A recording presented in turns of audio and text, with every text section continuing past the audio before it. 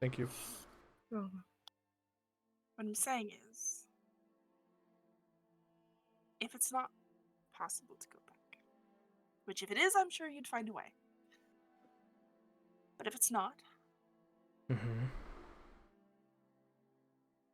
don't have wasted your time here too. Not all of it. You know? So what, I should just become a grandmother like Vastra? You don't have to be a grandmother, but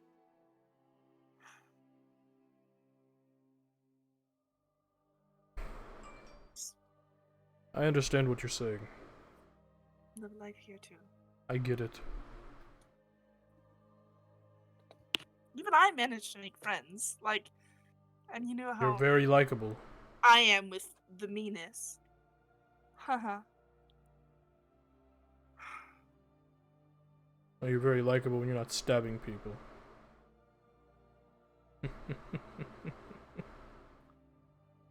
Alright, that was mean. I apologize.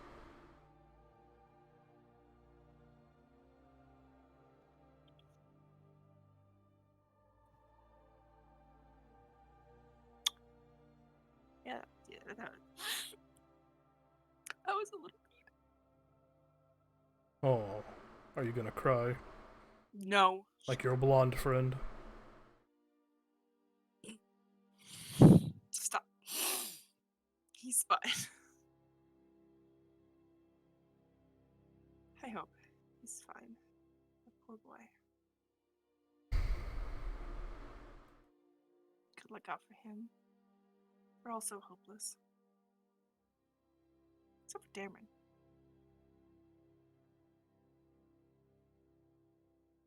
To me, the only friend you should be watching out for is that elf.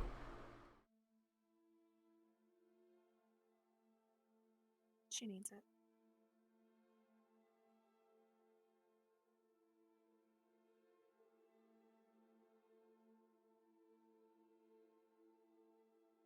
Yeah.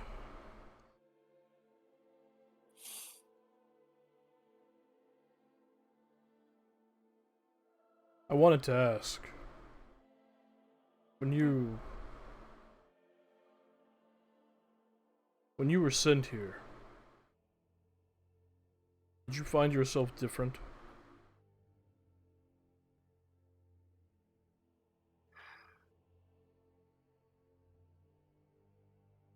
Yes.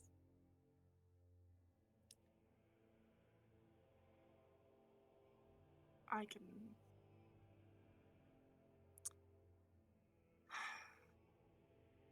do things, magical things, I guess.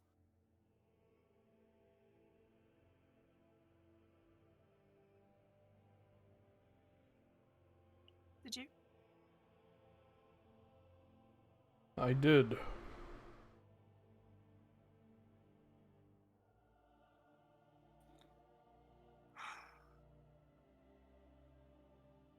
And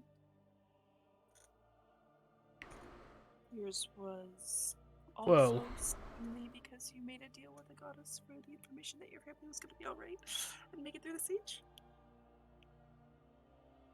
wow. Nailed it. Right on the head. Awesome! No. He watches he walks over to a nearby tree as you guys are walking. And punches it right in the center. Uh-huh. And the entire thing splinters. Cracks and falls over.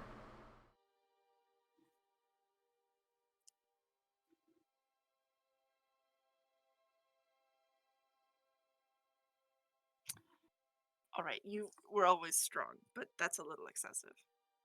Ridiculous, isn't it? Is that it? Like, not is that it? Like, that's very. Wow. That just. Can I see your hand?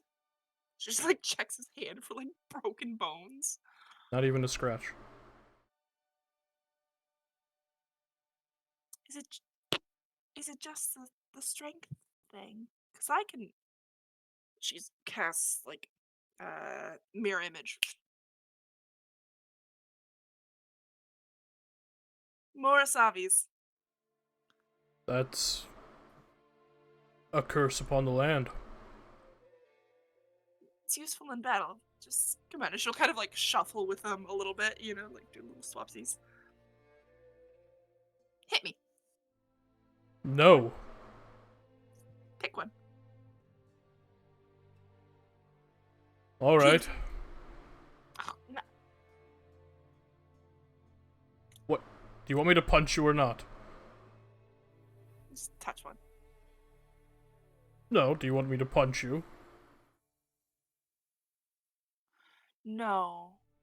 You know, on second thought, that's probably a really bad idea. Is it just the strength thing, or can you... And she dismisses the spell. Or can you do that? Or not maybe that exactly, but like... Well, there is also this. You hear him say, but not with his mouth. You hear it in your mind.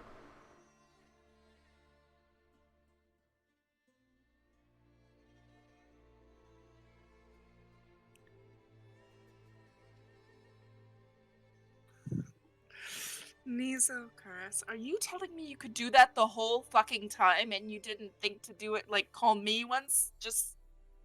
It's a You're just waiting proximity for me. thing. Oh. Okay. Huh. How close do you have to be? I don't know. Hmm. Huh.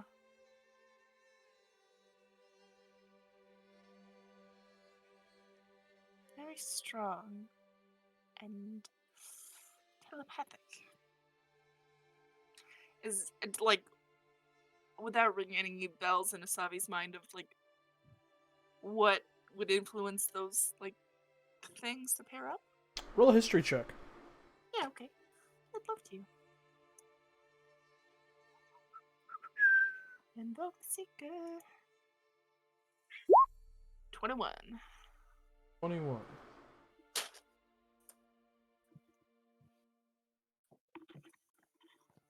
Those two things combined with the fact that he has angel blood in him, so he is also an Azamar.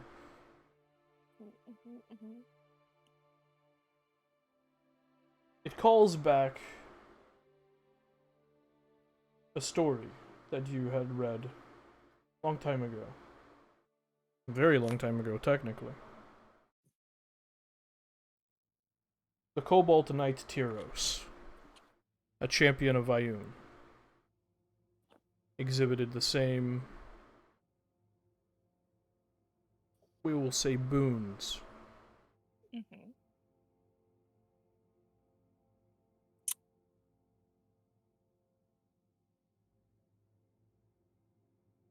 Do you remember from our history lessons? Tyros. You know, I never paid attention. The champion of Ioun. That's it, I'm staying in Whitestone. No. Come back. I think you're gonna like her. She's very... mostly straightforward. You know I hold no love for the gods.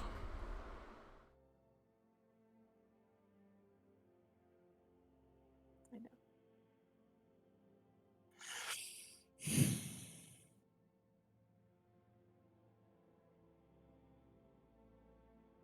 Sorry, I know this is my fault too.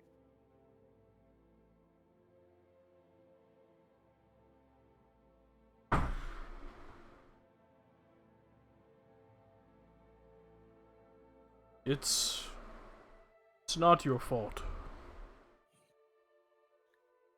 Stop blaming yourself. Stop with the doubt.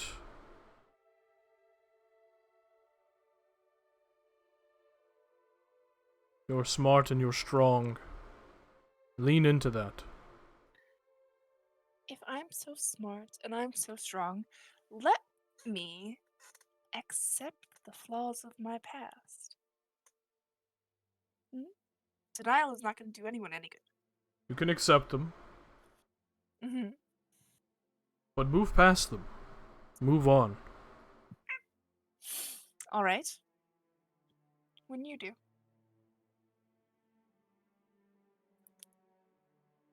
I'm sorry. That.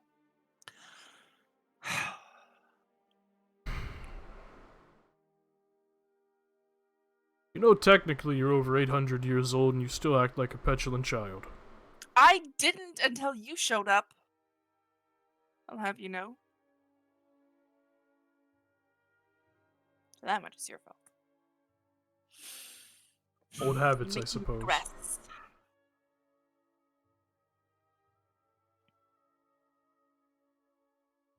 If you have a grander destiny, a grander vision, a grander purpose,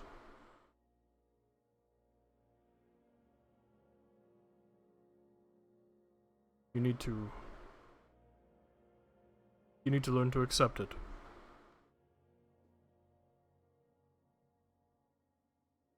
If you have a grander destiny, a grander purpose, she's gonna lay her hand on his shoulder. I swear to your stupid Ioun.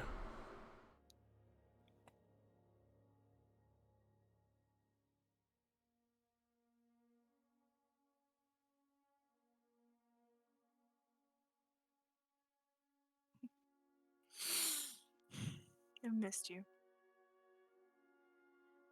course you did, I'm awesome. No. I missed you also.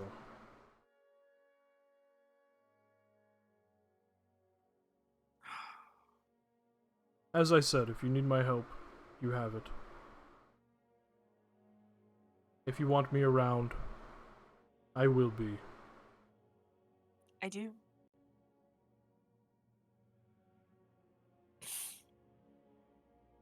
But I can't just give up almost a year of research. It's sitting under buckets and buckets of Behir blood right now. What does that even mean? In the bag. The crying one likes to collect parts. He's got some use for them. I've been assured. I don't know what. Just buckets and buckets of blood and hide and what else have we got in there? Dragon hide. He begins to And an walk. egg. We found a dragon egg. And just leaves you there. Yeah, she follows him and yeah, and they just walk. Alright. Make their way back to Emon to catch the Varin train. The Varin train. The Varin train that stays for exactly 1 hour, and then if you're not there, she will be leaving. She's got very important timetables to keep. Alright. Yeah. So, as your downtime comes to a close. Oh my god, I'm so sorry.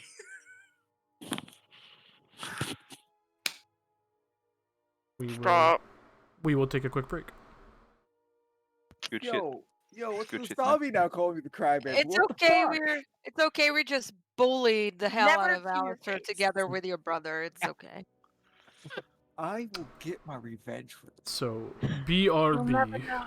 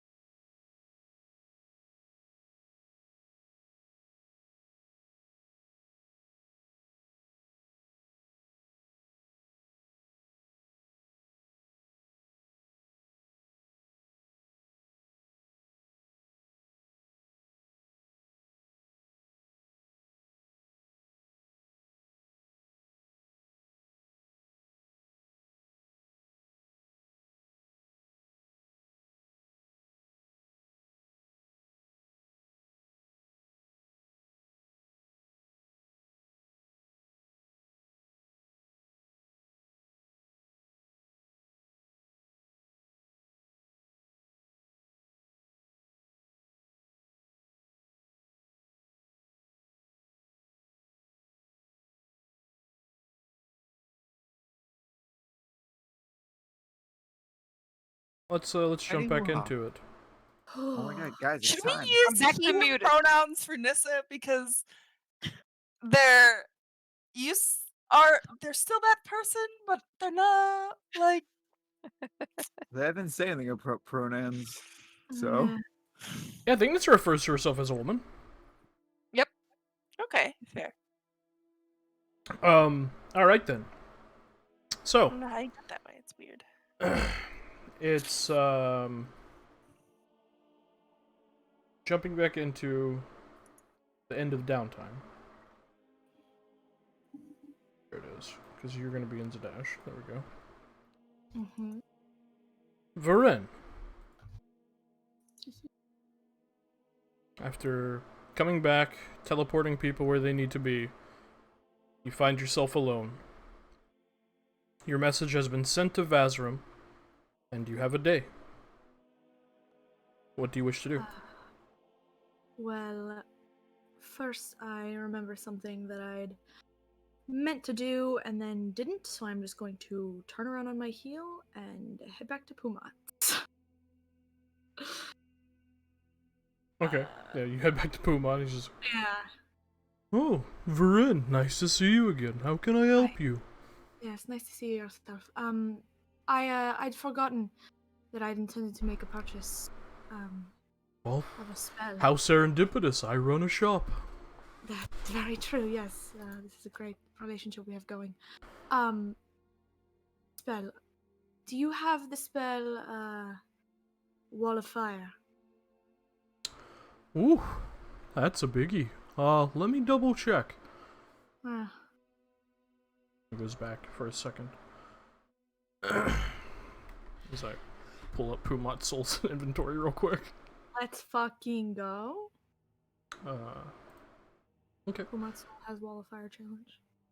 He does he returns two things. He returns with a scroll, and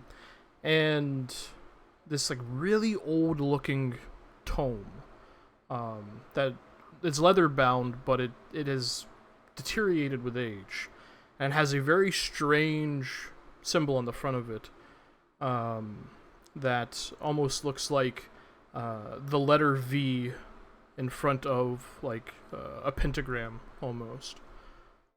He's like, well, I do have the scroll, however, and I meant to mention this to my good buddy Alistair, but I forgot. I recently came into this tome, and I've had a couple of collectors ask me about it and appraise it and whatnot, and I know he, well, he kind of like motions towards like the reagents that was sold to him. I know he's into collecting bits and bobs from creatures that he slays. Alright. I was wondering if one of you would be interested in purchasing it. From what I can tell, it's a book called The Art of the Verax. It's an ancient tome consisting of a forgotten runic language. I myself haven't had time to decipher it, but I figured one of you could. From what I can tell, it's some sort of instructional book on the art of creating old Viraxian weapons.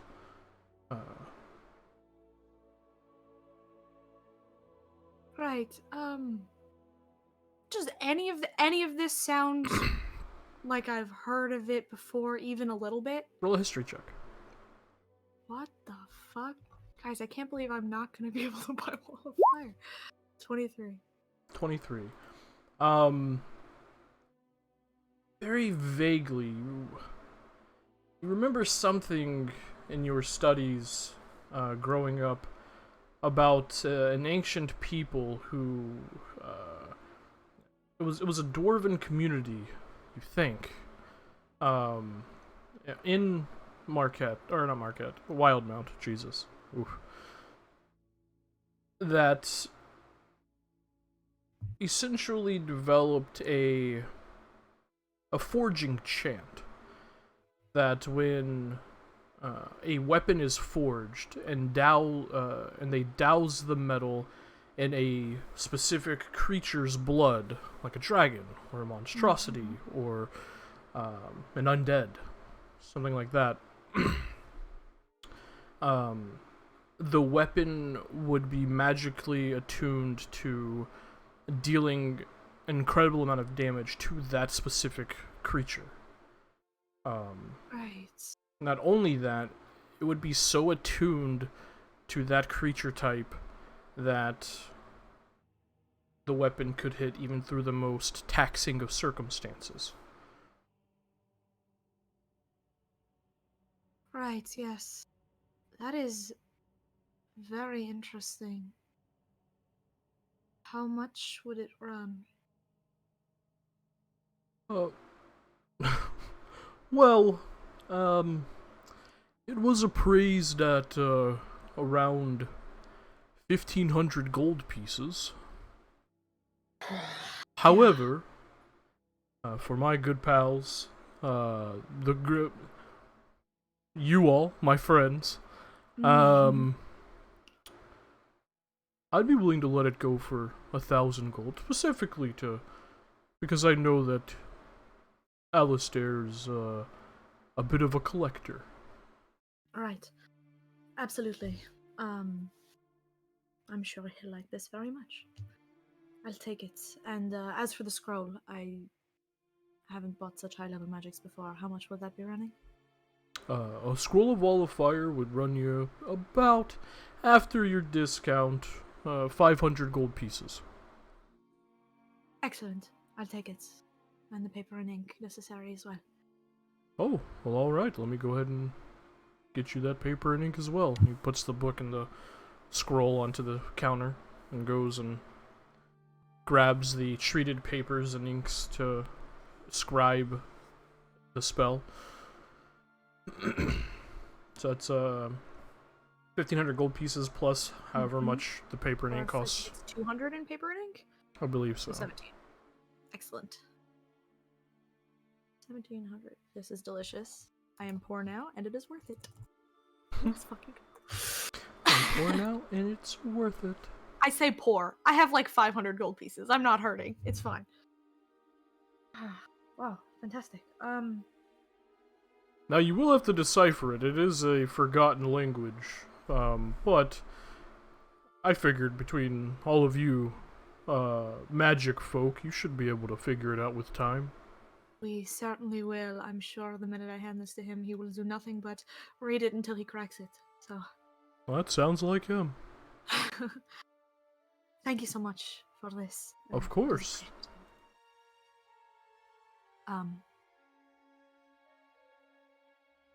Stay well. Oh, well, thank you. You as well. Right. And she just gathers up all of her things into her hands and starts to walk out of the shop. And it's dawning on her that, well, she probably won't be able to come back here and see Puma anymore. Yeah. At least not as herself.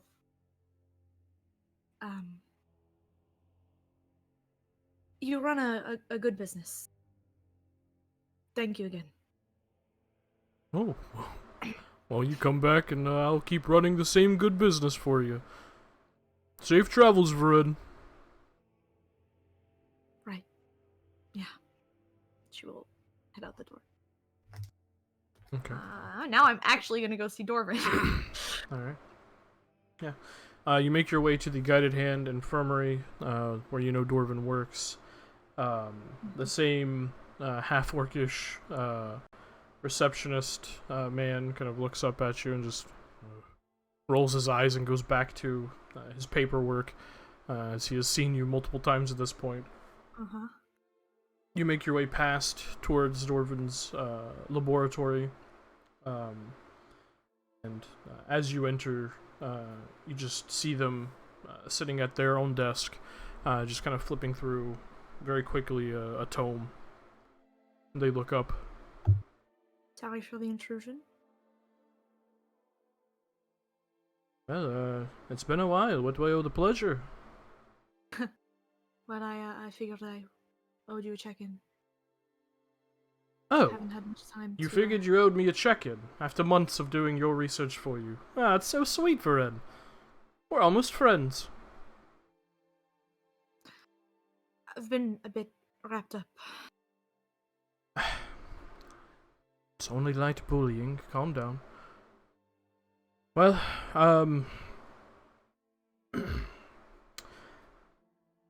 I've uncovered a few things, if you'd like to hear them. I would very much like to hear them, yes, if you are willing.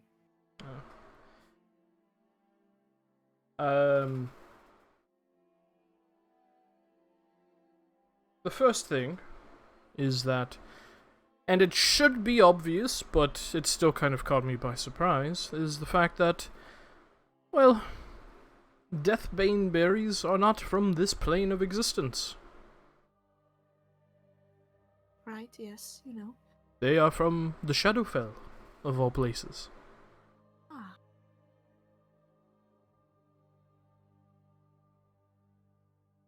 The second thing Right. is that I have discovered that I am just not smart enough to uncover whatever these berries hold within them. And that pains me to say. But I've reached a wall. A very tall one. And I cannot climb over it, no matter how hard I try. I reached a point in my research where I could have sworn I was close to figuring out how to expunge illness and bring a dead thing back to the living, but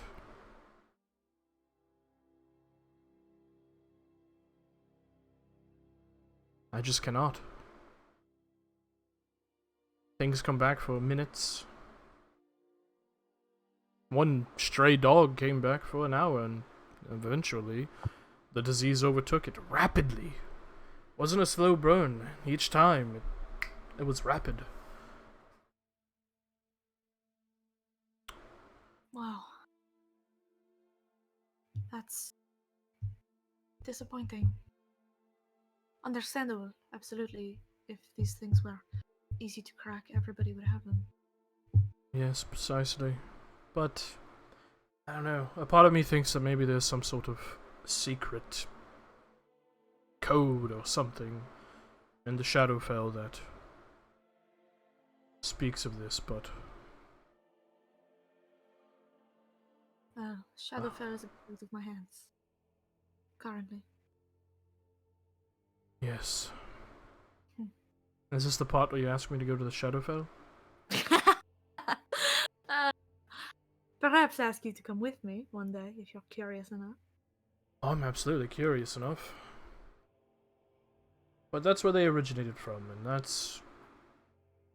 There has to be something there. I'm sure there is. It's a matter of uncovering it. I appreciate the effort. Very much so. But I did manage to create another one of these. They hand you a similar vial to the one, or they hand you a similar vial to the one that you received previously. Fantastic. I'll be honest here. I took the other one before I thought we were going to get into a big fight, and then we ended up sitting down for dinner. So Well, that's awkward. incredibly, yeah. How did it feel? Was it didn't mess you up or nothing, did it? No adverse effects. I only wish I could have seen the positive ones. I mean, you know. Oh, really? Not You really, but wanted to just die curious. just to see? Just curious. Ah, I mean, Alright. I died anyway later, but that's another story for another time. that's Wish heavy. I'd had that fucking potion. Well, perhaps you don't drink it before dinner next time. They'd said we were going to fight. At a dinner? We weren't supposed to go to dinner, Dorvan. We were supposed to fight giants. And then the giants had us for dinner. Not ate us, no. Had us over for dinner.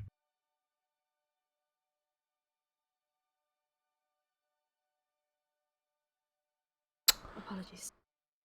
You seem quite stressed. Wow, really? You couldn't tell from the 30-foot aura just emanating from me. Just misery. No, that's your normal energy. Right, yes, of course. Agitation? Ah. Well. It's been a long couple of months. But that's not your problem. Oh, I'm sorry I couldn't be more help with the berries. Really, whatever you've done is more than I could have gotten done traipsing around with these fools, so I appreciate it. Genuinely. Well, you're welcome. I am selfishly going to ask you a favor. All right. My companions and I, we've parted ways for about a month or so. And I told them all that I was going to spend it here with you. Why would they believe that? Well, because they're daft. Ah, yes. But the point is that they did believe it. And I need them to continue to believe it. I have a prior engagement. Everything all right? Not that I care, of course, but... Right, naturally, yes. I'm pursuing something that...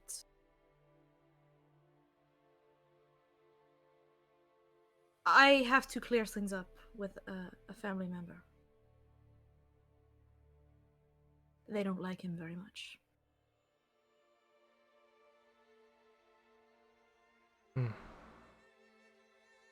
Speaking So, of, oh? your sibling from the academy stopped by my office a Why few did they weeks do ago.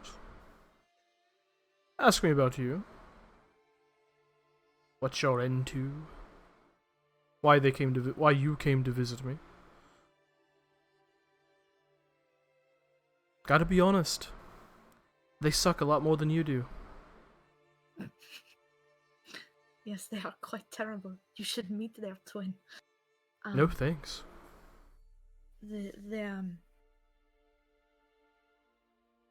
I apologize. I'll be honest here. I didn't think any of them gave a shit enough about me or my affairs to have me tracked or to get in contact with people I have connections with. So if I'd known it would have caused the hassle, I wouldn't have. They were just curious what you were researching, that's all. Why? Well, I don't know, because I told them that what you were researching was an ancient arcane secret called Mind Your Fucking Business. So... It seems I owe you a debt. several I'm at this sure point. they didn't take that one very well, did they? Oh no. Felt for a moment they were gonna bust a capillary. Yes, that tracks for them.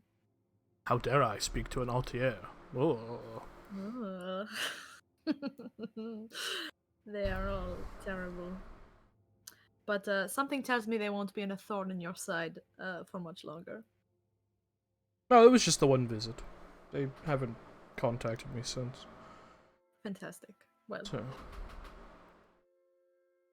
things are about to change for them. it would just seem you've piqued someone's curiosity, and I don't know much about your family, but if they're all like that, I would say watch your back. Oh, they are? Yes, I assumed. Well, most of them. Yeah, you're an Right. alright sort. Well, you're giving me more credit than I'm worth. I know. Well, at least you're self-aware. Well, if I there's haven't- anything I can... Well, I haven't completely given up my research on the berries, because I sure do love a puzzle. However, I'm not sure there's much more I can do. I figured I could just tell you the truth right up front, so you don't get your hopes up. If you'd like to keep them and continue your work on them, I still have the other bush that I can... And if you're not going to be using it... I mean... that kind of research, it's a bit out of my hands as well. Currently.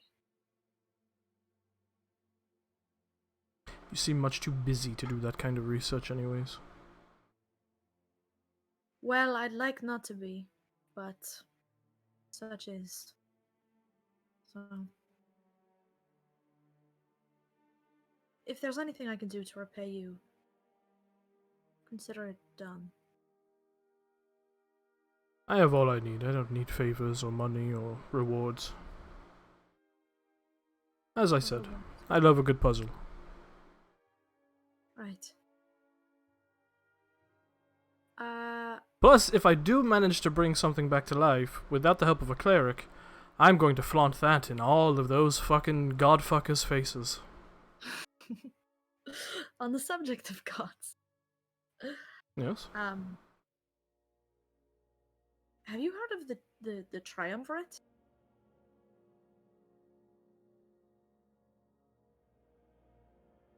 Didn't you go head to head with them in the Gauntlet of Honor? Right, no, I mean goddesses, I may be misremembering. 3 of them. My companions and I stumbled across a temple to get this. Ioun, the Moonweaver, And Maestra. and Maestra. Ah, that one. Yes. I'm assuming it was a Malaeus Mirian temple. Would be correct.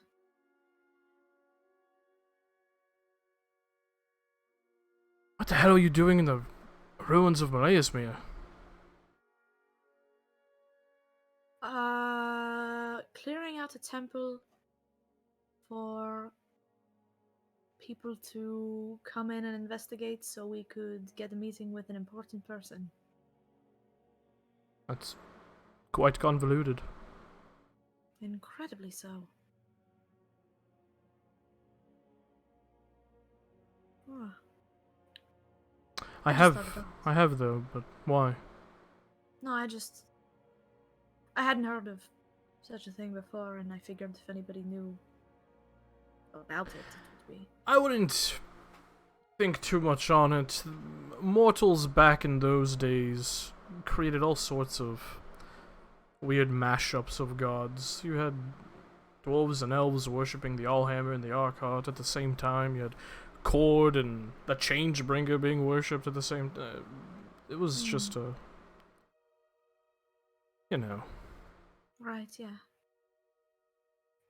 Well, you know. That's all. It's just. It seems to be bothering you. What? Why? Well, I can't say I know much about your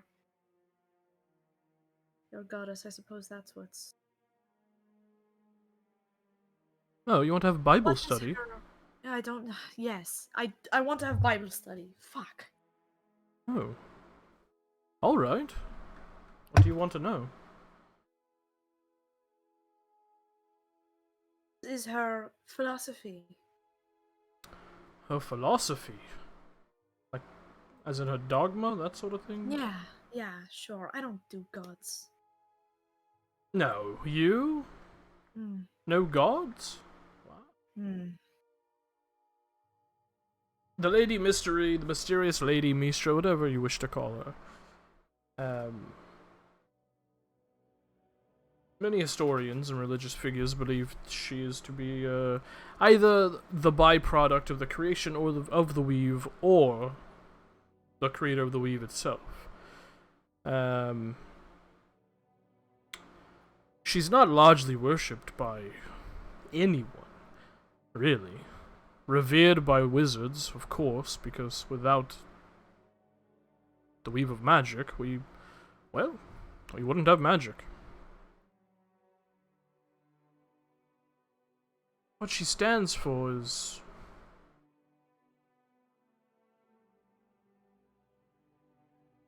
What she stands for is to use magic as a tool. Not an instrument of war or destruction and death, but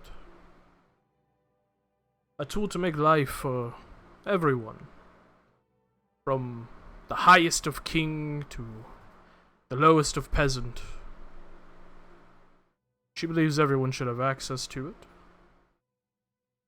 Although some aren't as connected to the weave as others.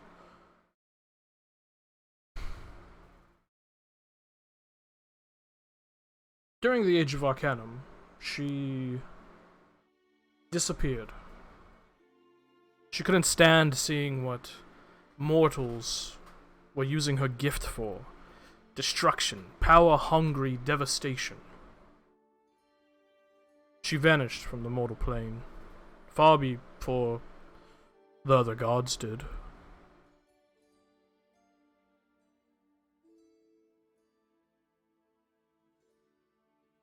But as far as she goes, she wishes for magic to be used to make life easier. For everyone. Whether it's travel, research, communication.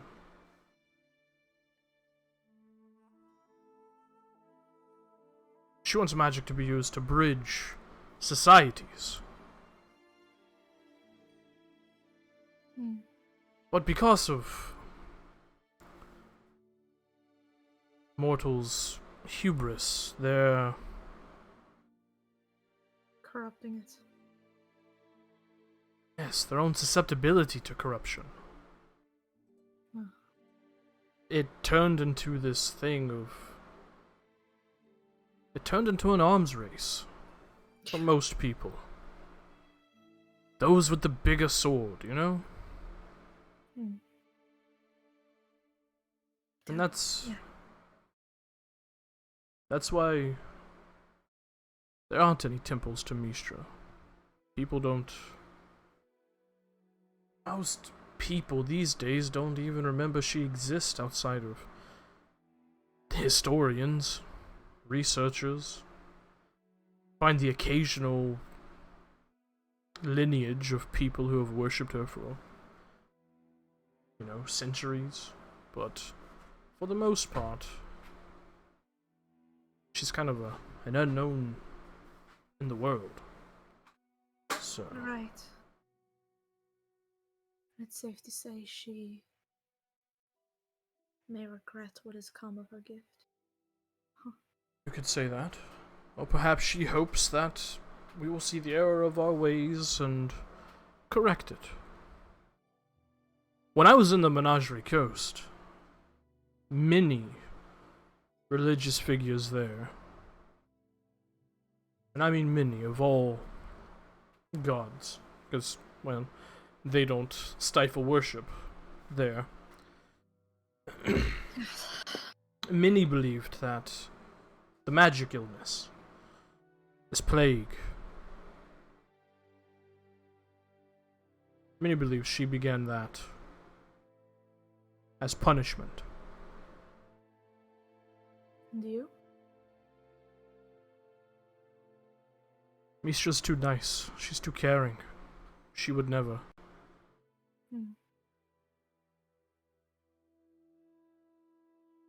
But I don't. time can change anyone, even a god, so who knows?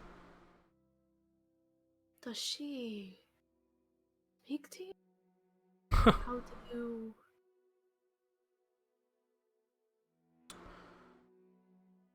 I wouldn't really call it speak to me. I get small signs and cues every now and again. But it's not like a cleric of Cord or something, you know? Yeah. I'm not looking into the thunderclouds and seeing faces like some fucking weirdo. Tell me about it. It's small things, here and there.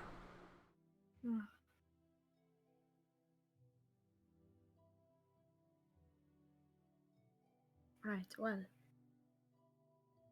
Curious. Are you I didn't looking? know this. Are you looking to be converted to Mishraism? I was looking to learn more about Mistrism. Ah,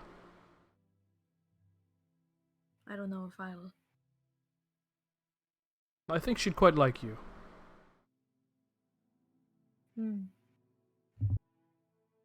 Well, perhaps. I do doubt it. And if But I don't really have a good track record. if you ever see a circle of 8 stars encircling a flowing red mist, that's her calling card. Maybe pursue it. Who knows? You might find God. Ha! Right, I'm sure everyone I travel with would be so thrilled.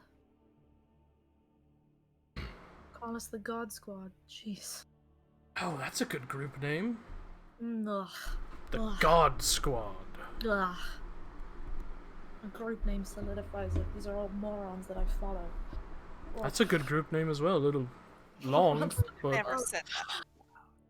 Ugh. Well, thank you for your time and your knowledge.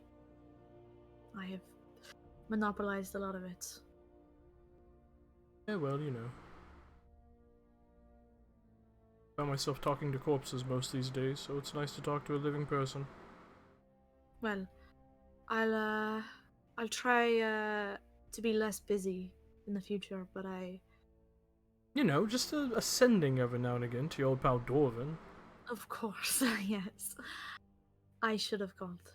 It was wrong of me to traipse around for months expecting you to carry the weight of the research. It was. But it's big of you to admit it. Well, see, now I want to tell you to go fuck yourself because you've drawn attention to it. I'm sure you do. I'm going to let you in on a little secret because I have a feeling I know your opinions on the place we live. I won't be able to come by here as myself ever again. So, next time you see me, I'll look different. No. No. Want it again. A makeover? Ah. Wait, want it again? What? Why? I mean, if I had to take a guess, it's Who'd you probably kill now? Tracer. Well, I didn't kill anybody. I've got myself embroiled in something massive. That's very vague. Yeah. Are you sure that this is the kind of information that could get you executed, so I don't really want to speak about it ad nauseum. Just in case my sibling comes by, I don't want to give you more things to lie about. Ah. Alright then. Maybe overstanding when I'm not here, causing problems. Yeah, you can talk about something massive in 25 words or less. I'm working on it. Ah, alright. Well, sorry I couldn't be more help. Not a problem at all. If you have anything else you're working on, I have a day before I have to leave. So, if you need assistance. No? But if you want to hang out, you can. Sure. I'll she'll just set her things down. She sits there. Folds her little hands. She folds her little hands. Alright.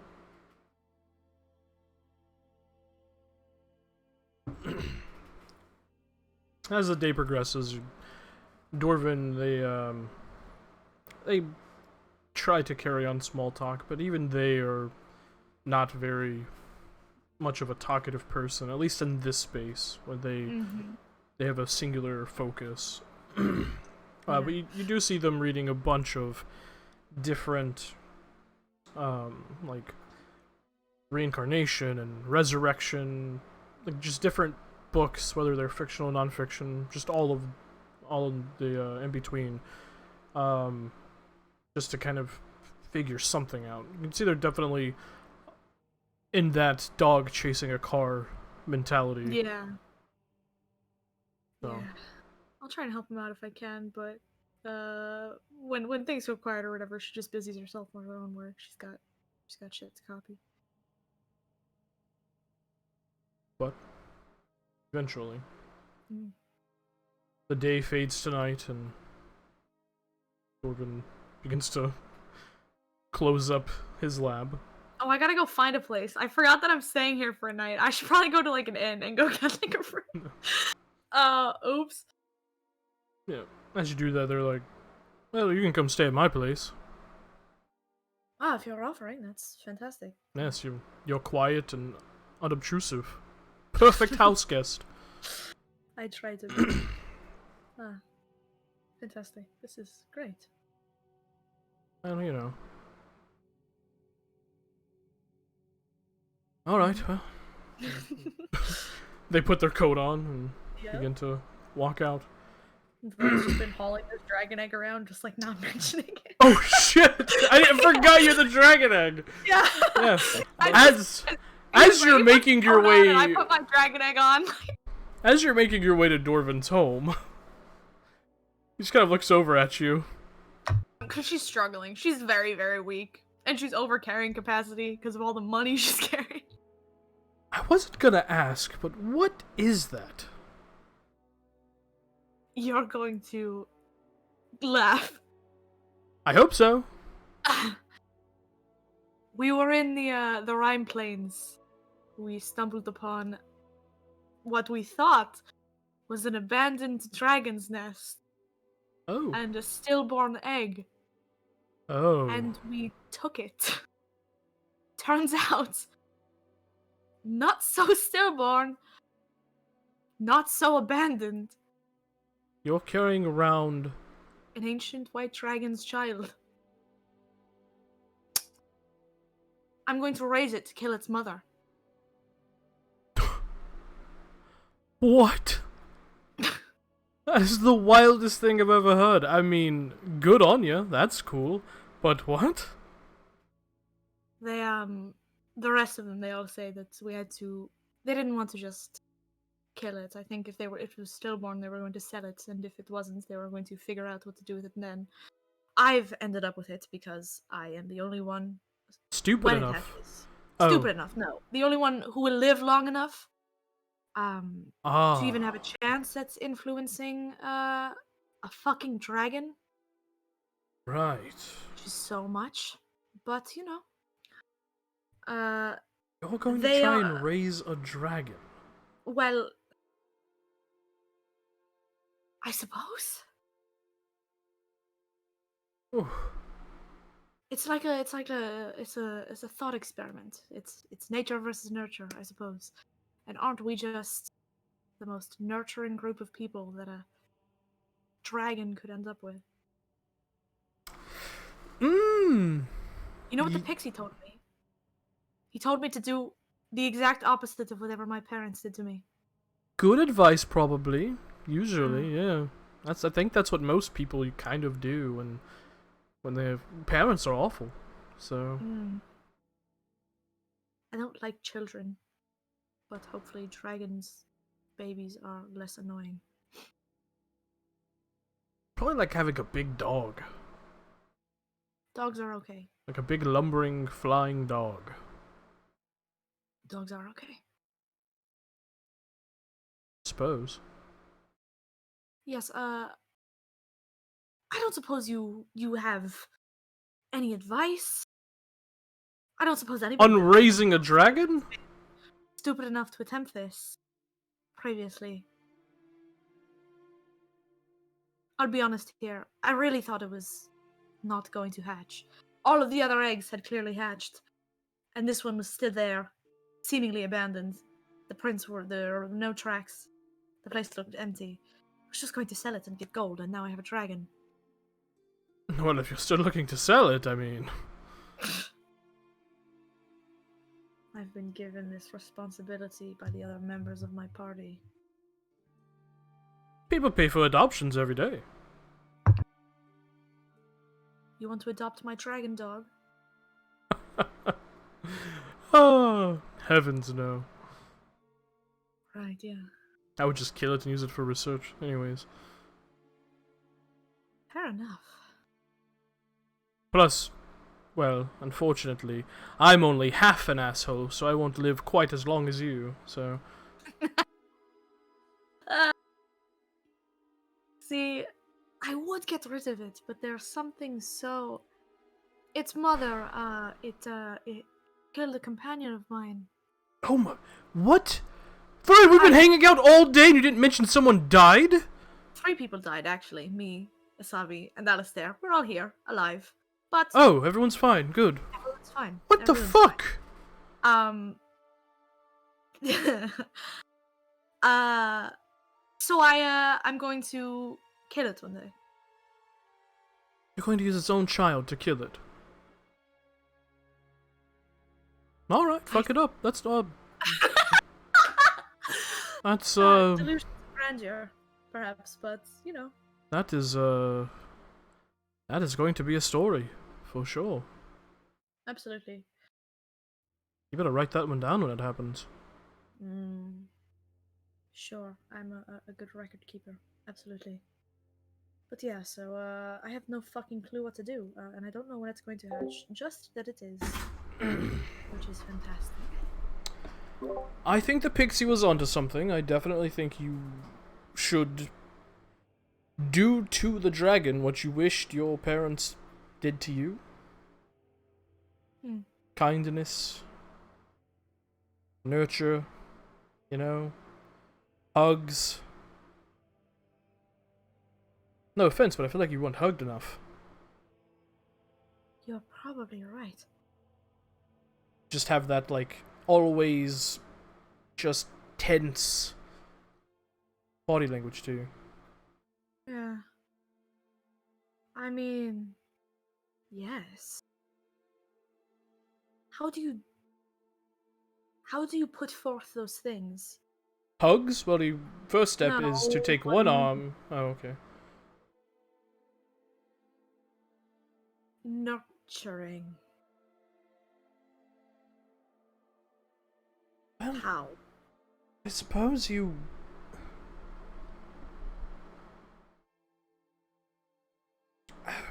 You've loved people before, right? Yes, I have. Well, there you go. You already have the first step. If you had absolutely no love in your heart, I'd be like, please, kill that dragon, because holy fuck. But clearly you do. So... You've got it. Just show it love, show it care, show it that you give a shit. It might be a dragon, but dragons are incredibly intelligent. They're far more intelligent than a baby human or an elf or whatever. I would hope so. Ugh. Show it that you give a shit.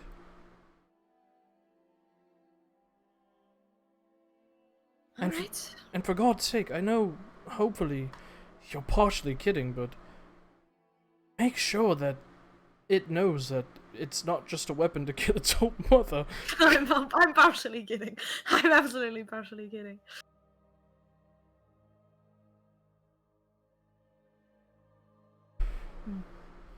Oh, and teach it Elvish, because I feel like that would freak a lot of people out, a dragon that speaks Elvish. That is the plan. If I'm going to effectively communicate at all, it'll be in the language that I'm most comfortable with. Luckily, though, I do know Common, Elvish, Draconic, and a whole host of others, so whichever one it picks, I suppose. Celestial, maybe. And everybody else can give it commands and... Dragon that speaks Celestial, now, a chromatic dragon at that. Oh. Yeah, did you know every person we've ever had in our little gang has spoke Celestial?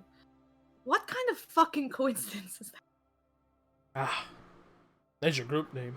The Celestials. Ugh. I know that sucked. Workshop it, yeah. Well, I think if there's anyone with enough willpower and... I want to say patience, but I don't think that's the right word to use here. Persistence. Yes, there you go. I think it would be you. I appreciate the vote of confidence, hesitant as it may be. You certainly shouldn't let Lyris be anywhere near it. Oh, Lyris fucked off ages ago. Oh, that's the sort of thing I would know if you would send me every once in a while. Right, yes.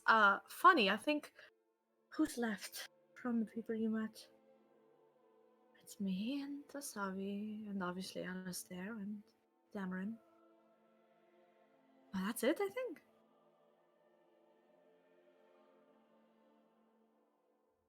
Ah. Oh, well, there's some- you said Alistair died, right? Yeah. But came back. Yes, we have a very proficient healer. How did that work? Any difficulties? He just died and came back.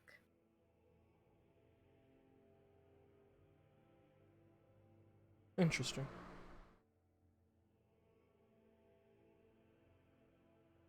Is it?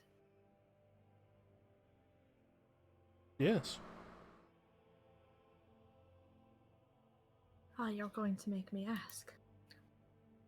Why? Why what? Why is it so interesting? Well, certainly by now he has divulged his affliction to you all. Right, yes, he, something about spirits. Trapped. But why would that affect him? Why would that affect his ability to come back? If anything, I'd figure it would affect theirs.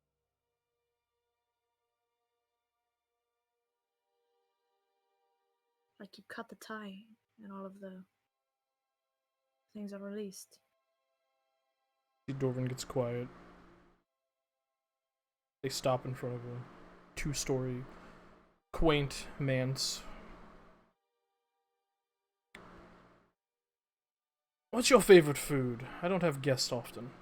I can cook something.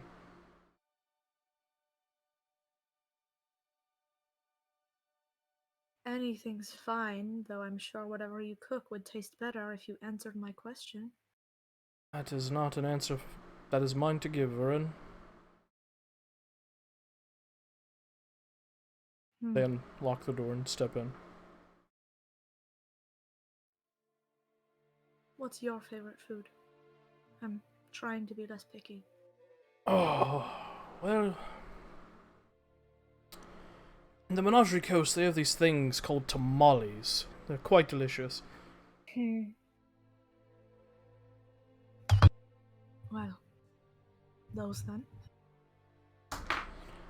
Alright. Luckily, I have the ingredients for those. You're a meat eater, right? You're not one of those vegetable-only people, are you? Don't tell me you're that boring. Boring? No. Alright. Never once been boring.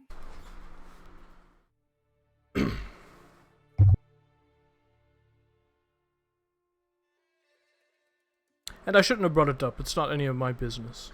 I'm just friends with his mother, and I know things, so...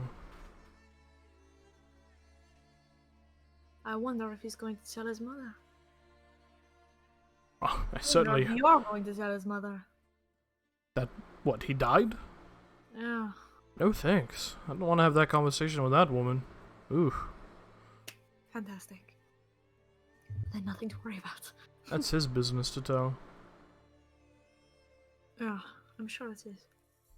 But for heaven's sakes, next time someone dies, maybe just, a little message. Like, hey, someone died, but they're alright. Right, but that feels like worrying for no reason. No, it's called situation- updating your... And... I'm hesitant to use the word, friend. You all did save me from whatever the fuck those gnolls were up to, so...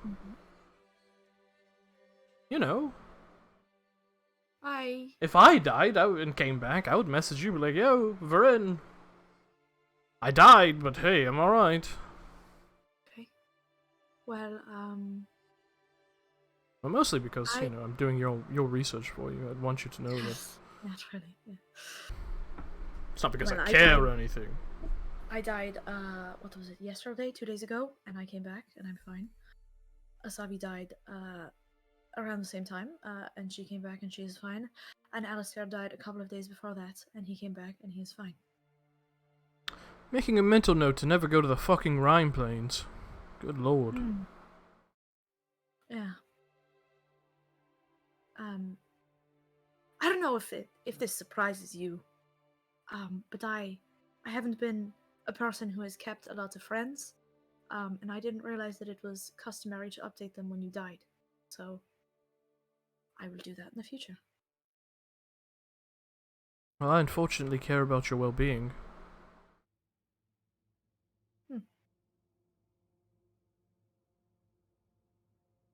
That is very nice.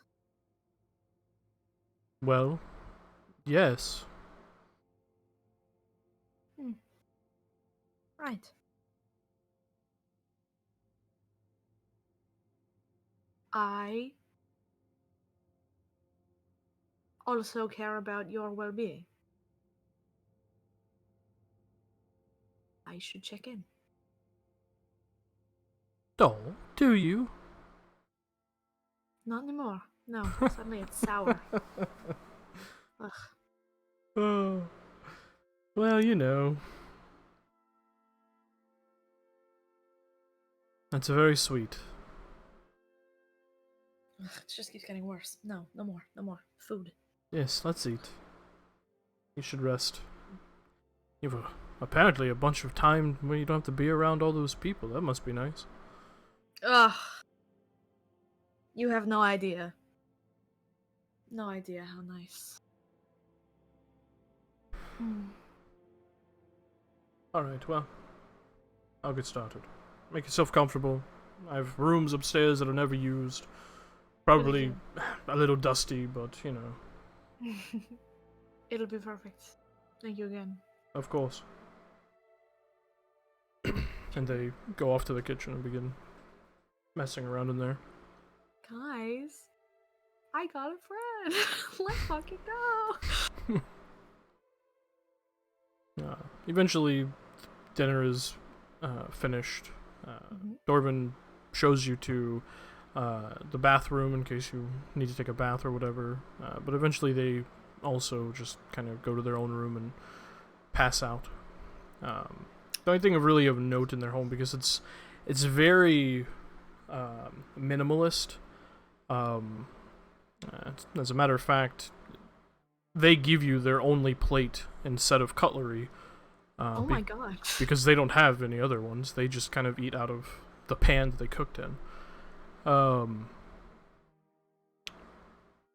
But the only real decoration of note is you see very briefly as they open their own room a small little shrine to Mistra within. Ah, I see. I try and picture what she looks like crying. Jesus Christ. You're the worst. I am the worst, aren't I? Yeah. Okay. That's very neat. Alright. Dorvin best.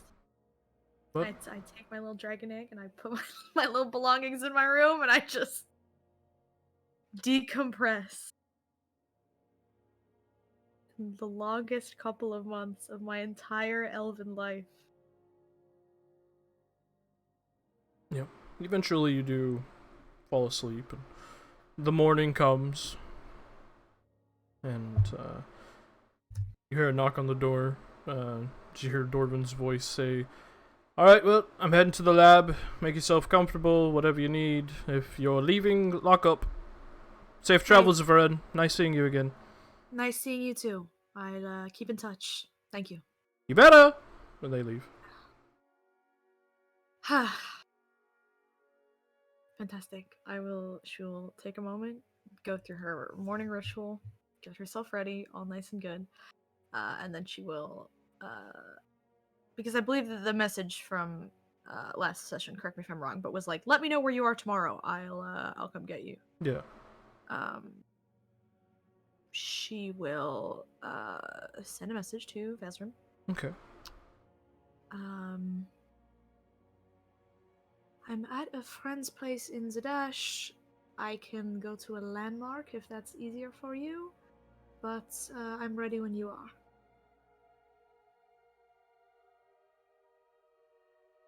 That would be perfect. Meet me in the Pinta Market.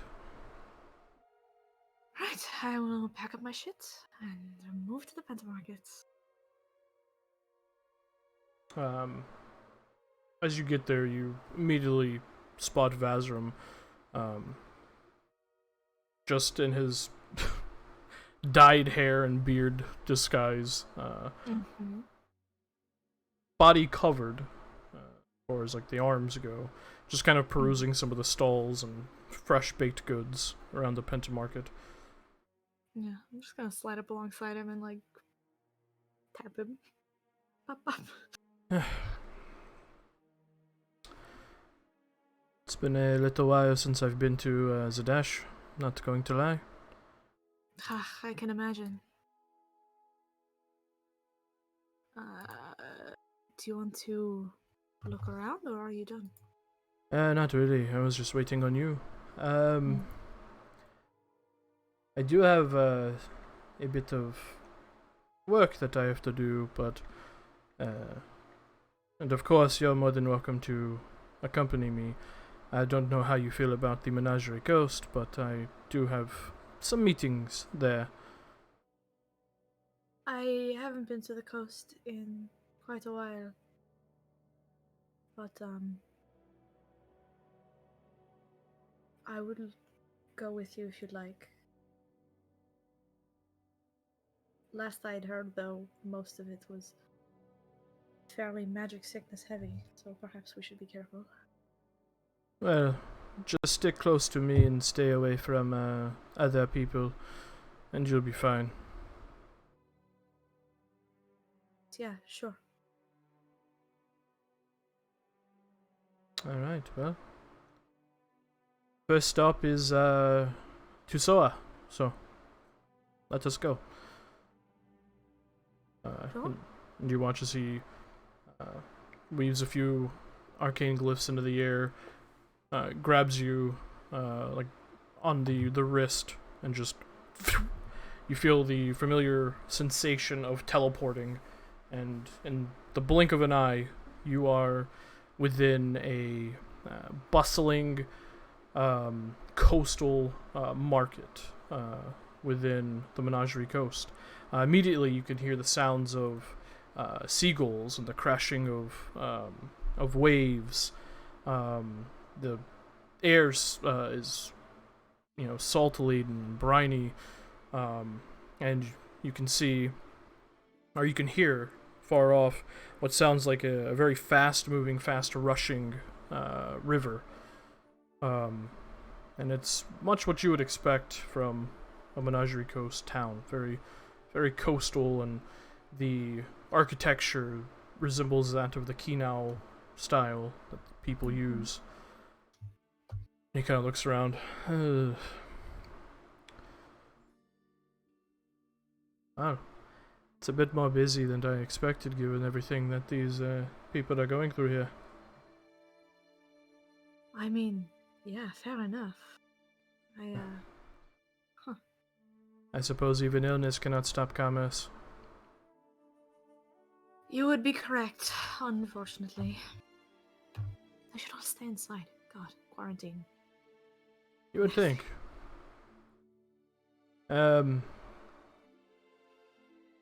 Well, I have to meet with the Marquis, Tusila. Would you care to accompany, or would you like to look around by yourself? I'm good. I'd rather stick close to you. Good if call. that's okay. Oh.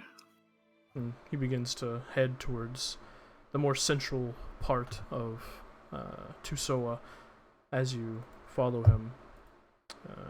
Which I think I forgot to put my Tusoa art here, so we're just No, it'd be like that. we're just gonna go to the map. Let's go.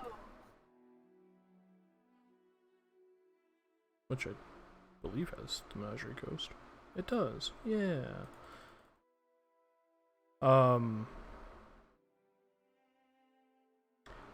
As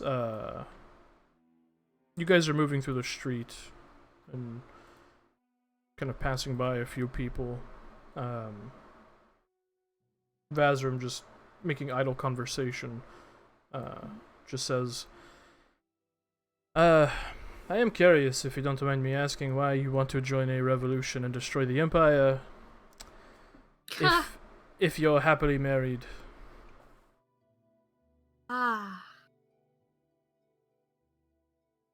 What a stellar topic for idle chatter. All of My- our conversations have mostly been 25 words or less, so I figured, now that we can talk as much as we wish, might as well. Get to it, yeah, hop to it.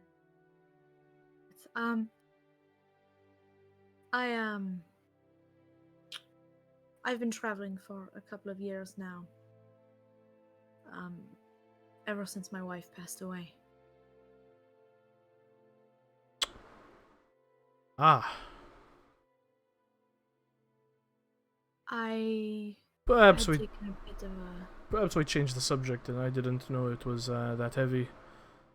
Sorry. It was a fair enough question to ask. I don't mind answering questions. It's been a long time. It might not be a now conversation. It is a bit... That is, I just figured you were both adventurers or something. I apologize. I Seriously. love that, but no. And you watch as he stops and he looks you in the eye. For what it's worth, I'm sorry. I appreciate it, but it's alright. Alright. Perhaps a little something more light. For now, yes. What did you do when you left the family? Because I'm assuming, given the fact that you you married a woman, you did not stick around with the Altier clan. Surprise, surprise.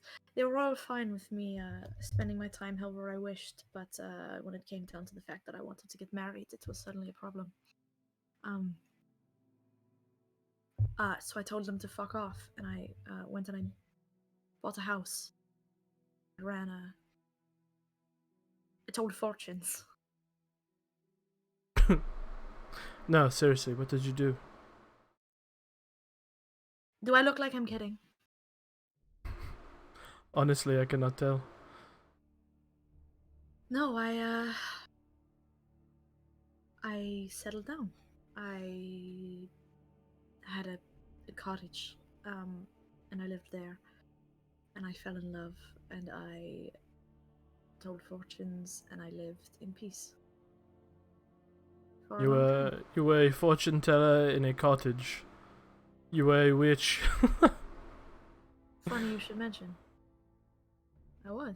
Wait, what? That was a joke. I've always drawn inspiration in my craft from witchcraft, but I could never quite get it right. Ah, And now I'm traveling with someone who does everything I do better than I do. So. ow. Which one would that be? The crybaby. I can't. That's not canon. That's I had okay. to. The joke was funny. You're so mean. That's not canon. Alistair. The blonde one. Alistair Ackwell from Trustinwald. The very same. I'm assuming you already know everybody, so introductions would be stupid.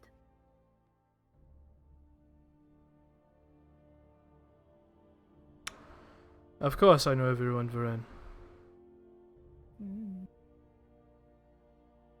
Cryptic. The only two I don't know much about is your blabbering friend Asavi and the moon on her forehead. Nissa. Well, that makes sense.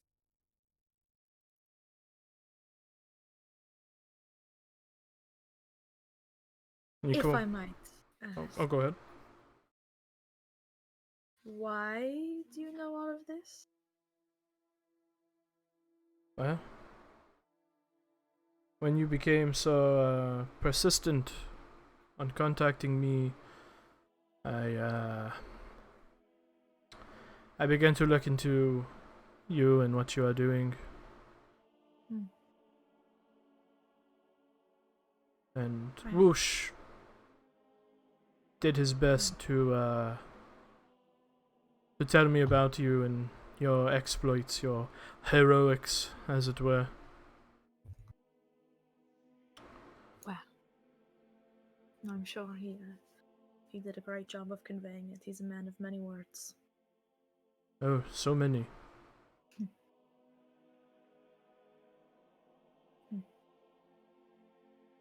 And I just wanted to know more about what my sister was up to. There's time for stories. Oh, I'm Ones you sure. haven't heard. And I expect stories from you as well. Hmm. The stories I have to tell would make your friends cry. Yes, I'm sure it would. Some of them more so than others.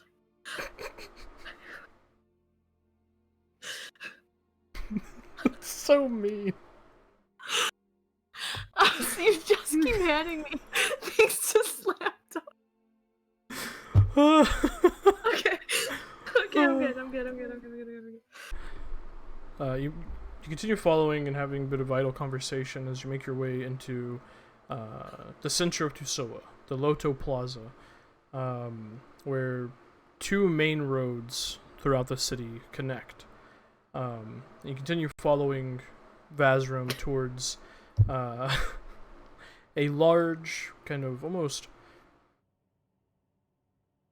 emerald and like citrine colored, almost resembles like a temple in a way, but a lot of the iconography, like the visage of any sort of entity that this temple might have belonged to, has long been scratched off of different parts of the temple.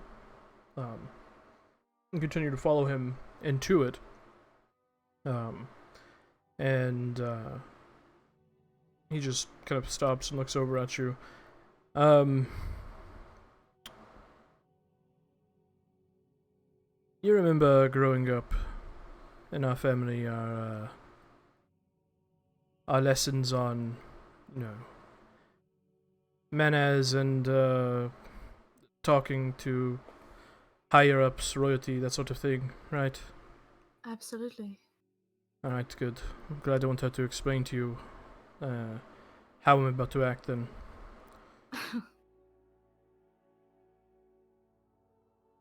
And he continues walking up towards what appears to be some sort of like sunken in divot in the middle of the floor. Where you can see a few people at desks kind of writing a few things down. Some are copying from books. And he just walks over towards one. Good afternoon. I am here to see Marquis Tusila Latu. Just let her know it is about the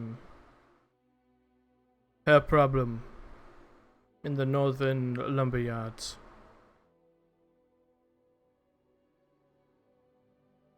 And you watch as the person at the desk, this kind of young-looking human woman, this kind of darker complexion, very much keen now. You can see she very much has the same kind of bone structure as the ancient kind of island denizens, and she just kind of nods at him.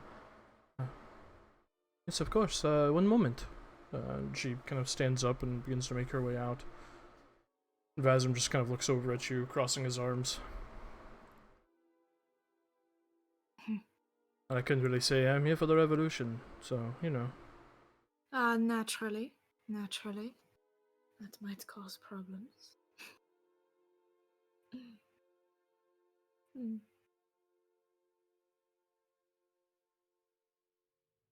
But since we have the moment, are you planning on sticking around with all of that? With the revolution. Perhaps we don't throw around the R word so willy-nilly, huh? Right, apologies, sir. um, it interests me. I want to. The people I travel with are suddenly less interested.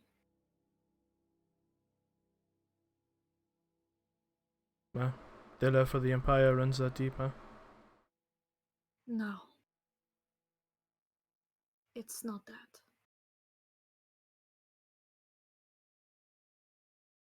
I don't wish to be rude, but I consider them all a bit fainter of heart.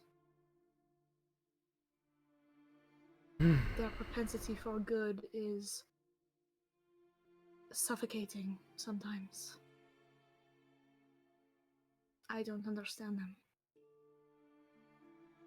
And they definitely don't understand me.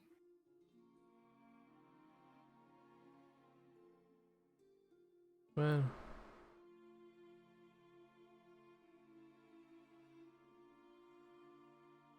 perhaps if you plan on sticking around those people, you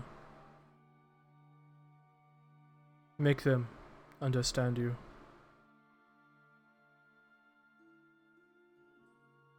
Yeah, I suppose. You are worth understanding.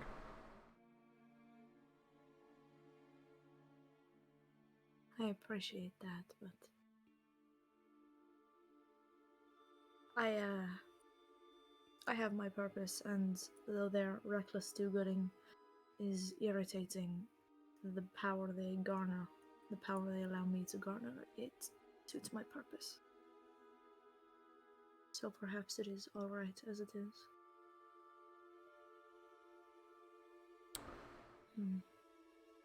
And I understand where they're coming from. Yeah.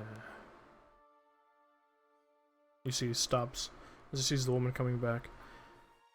I'm so sorry, Maki Latu can see you now, if you wish. Of course, my dear lady, lead the way.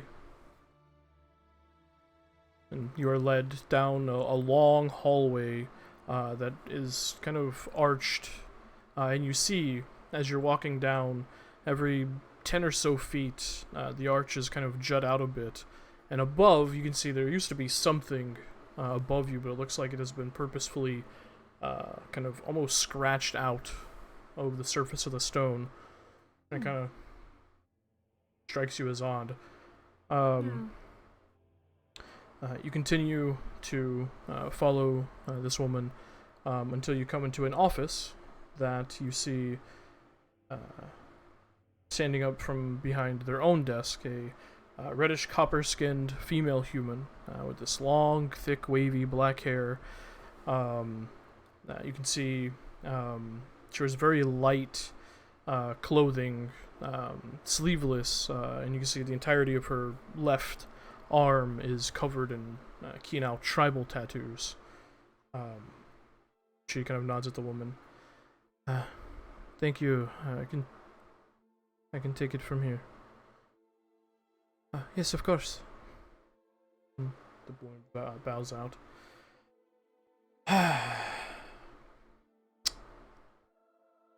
Vazram. Dear Maki, it's nice to see you again. This is my sister Varen. Hope it's okay if she sits in on our meeting. Of course. Sure.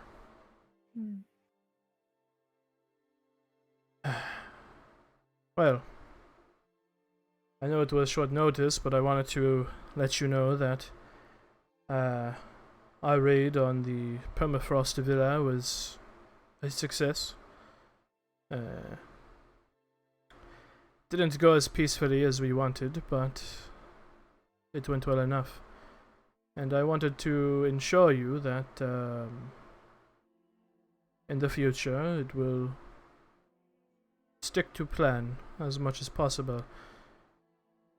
And I also wanted to ensure that you'll still continue losing all that lumber that helps us build our machines.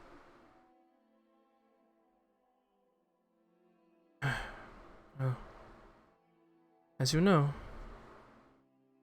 Concord... No, it's the wrong accent. Woo! Concord does not have much love for the Empire, so you can assure me that you'll at least attempt to stick to our agreed upon plans. Then yes, of course. Ah, wonderful. And how are things, if you don't mind me asking, here with that illness? Well, continues to spread. Still seems to only be affecting those who are arcanely inclined,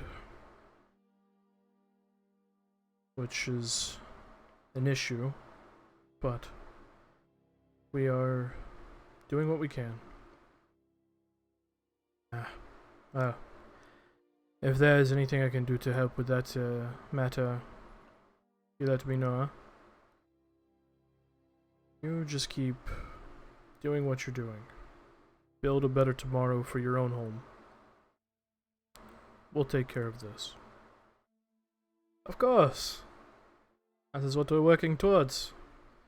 Building a better tomorrow for everyone, right?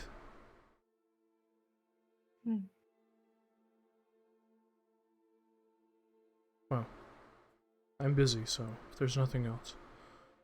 Of course not. I don't wish to take your time. I just wanted to personally come and tell you that it was a success, and it will continue to be a success, I can assure you.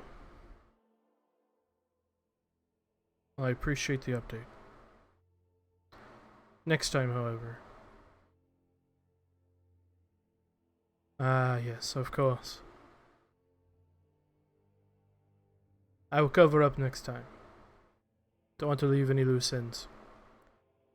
Or just use magic to let me know. Right. Well. Thank you. Sorry for taking up your time, and here's to a continued partnership with the Concord, huh? She just kind of nods. Wonderful. Varen, we should be off. The Marquis is a very busy woman. I'm sure. Nice to meet you. You as well.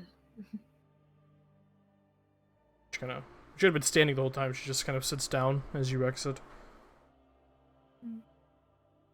Yeah, alright then. First stop in the coast is taken care of. Next we have to go see a crotchety old dwarf in Port Zune. Soon, huh? Well, that sounds fun. You're already covering your bases. Clovis Concord. Just wait until we go to Razana. That'll be fun. It would. And he kind of grabs you again, and again you feel the same pulling sensation before you are set into a much more quiet coastal setting. You see, as you kind of land and catch your bearings, you see a much more industrial kind of coastal town, and it's far less penile and more modern. You can see a number of ships docked. Only one of them have actual active workers. You definitely seem to be in some sort of like a fisher's market area with the way the stalls are set up by the water, but it's empty currently. Huh. And you hear off in the distance as Bazram also kind of takes a look around. You just hear this voice ring out, slightly muffled by what you assume is some sort of face covering. Don't forget, curfew is still in effect for an hour before dusk.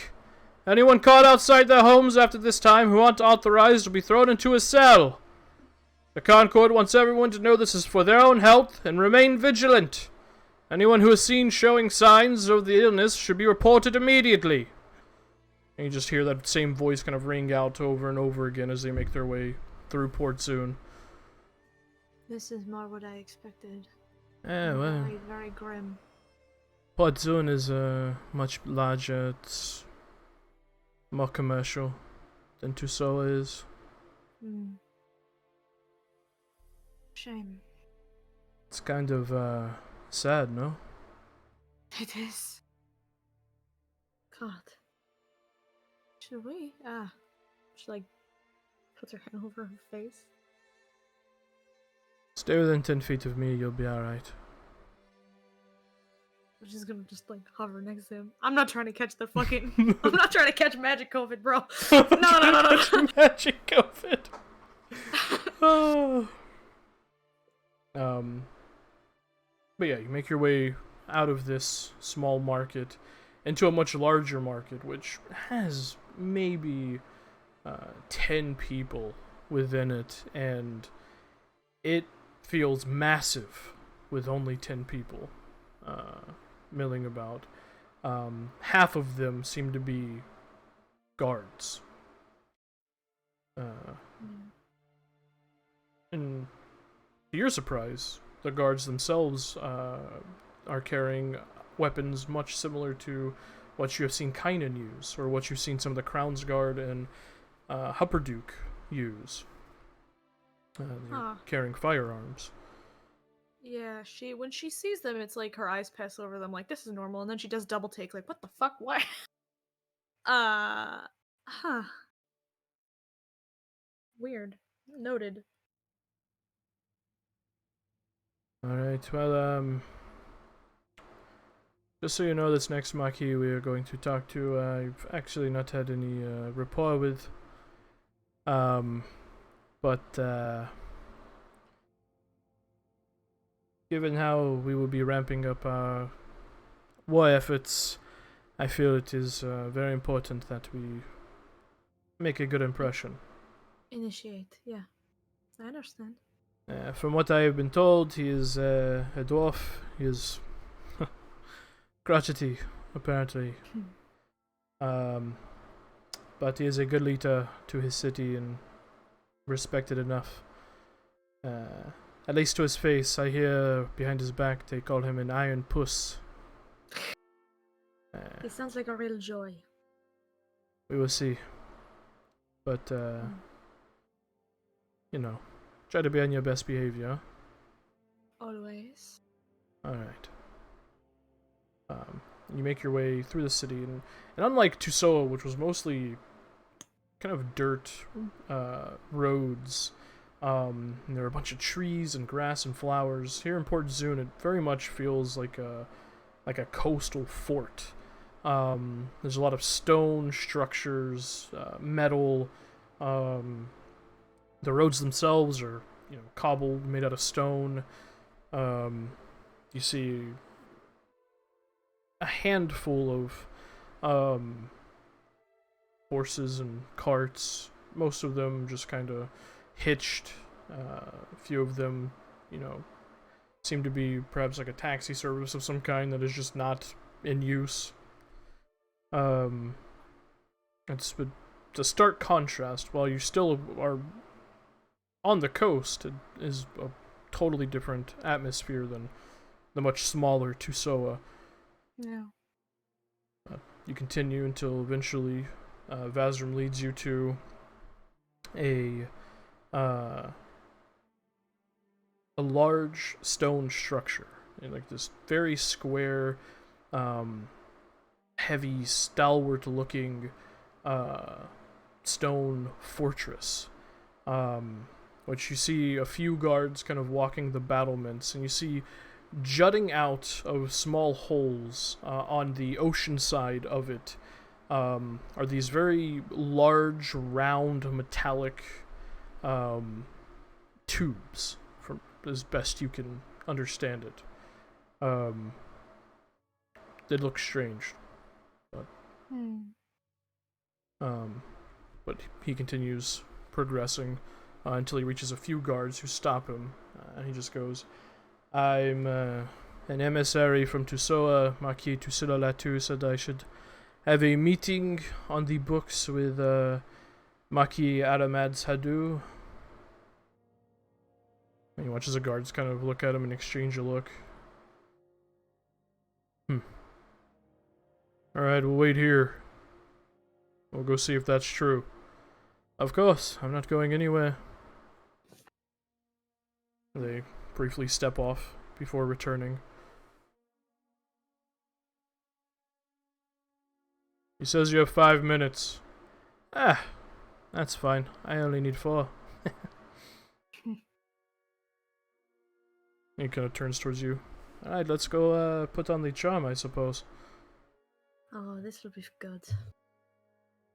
You make your way past the heavy barred kind of portcullis gate as it's raised just high enough for you to enter into a large courtyard that has a few sparse kind of planted trees to give it a little bit of life. And you can see a number of heavy wooden doors that lead deeper into the fortress. But the guard who spoke to Vazrim continues leading him straight ahead towards an already somewhat cracked open, hefty, wooden and iron reinforced door, much larger than the others. And you're led into a very large, kind of vaulted, it almost looks like some sort of like great hall or meeting chamber. And you see, kind of sitting down at one end of the table is this much older dwarf. You can see probably at one point had bright red hair, but it's mostly turned gray. And you see he has this very trimmed, pointed beard that kind of just comes out to a point. His skin is sun damaged, and but even at his age, from what you can tell, you can see below his clothes he is still covered in thick muscles.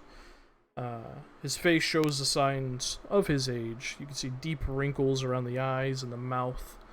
And just immediately upon looking at him, you just get the sensation that this person is perpetually grumpy.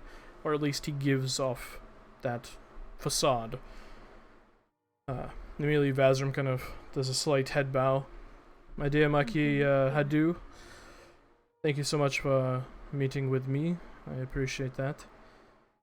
And he kind of nods at Vazrim. "Oi, Tusila told me what you're all about, Imperial." Not sure. I mean, I'm from there, but I'm not really one of the Empire, so to speak. This is my sister Varen. I hope it's not a problem that she is meeting with you as well. I don't much give a fuck what she does. Oh, excellent. You mind if we sit? He just kind of shrugs. Wonderful.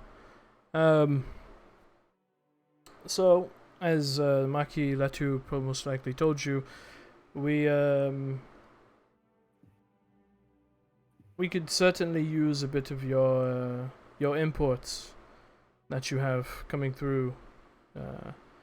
Some of your, and he kind of like just gestures upwardly, cannons that you use both in your fort and your ship, and a bit of gunpowder. And in return, anything the Freedom can do for you, we absolutely will. Whether that is continuous trade when the Empire is toppled or whatever else you might need. And you watch as the Marquis kind of like leans back. Oi. Marquis, Tusilla in fact told me exactly what you're all about. You think your small little revolution is gonna make a difference. But from what I heard, the only real victory you've had is, what? Attacking townsfolk during a harvest close festival. You think killing the small folk of your nation is gonna win you a war, son? Well, first of all, that was the, let's say, original iteration of our people, so to speak. We've since changed our ways a bit and are more trying a more peaceful approach, if you will.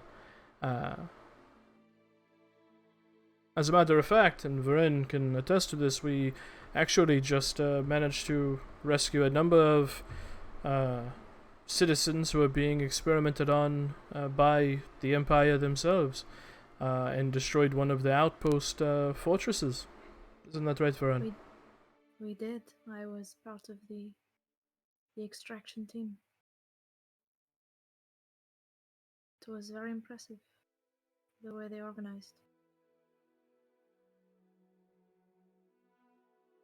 And I understand doubting, but as someone who was at the Harvest Close Festival and previously fought against the Freedom, I found enough merit in them and their efforts to join up. So perhaps that speaks for something. Roll a persuasion check. Oh, I got over my character sheet. Whoops. Hey, guess who didn't roll Portent today? Is that okay? Can I do that? Sure. Let's fucking go. I roll my 5 Portents. I'm rolling them to public because it's no fun for everybody. Oh wow. So I'm gonna roll my persuasion check, and then I wonder which one I'm going to use if I fail. Yeah, I'm gonna give myself that 18. I'm saving that nat 20 for something spicy. Alright. So it's 19, right? 19, yep. You watch as the Marquis kind of leans up on the table, puts his elbows there, and steeples his hands as he hears your words.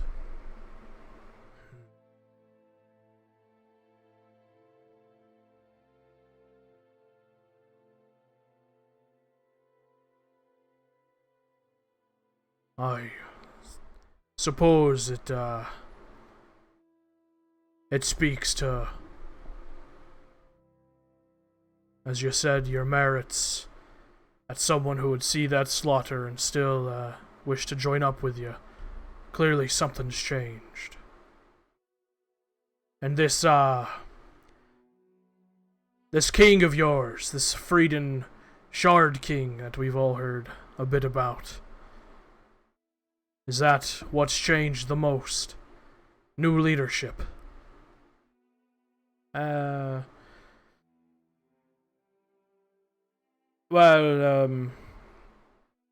obviously the people, give titles to those in charge. Actually, it is a different entity entirely that had brought about this change in the way that Freeden act. It is. A figure that the people very politely refer to as the Feathered One, but those close to him call him Moosh. He is a good, kind soul, and he breathed hope and life into a otherwise directionless revolution.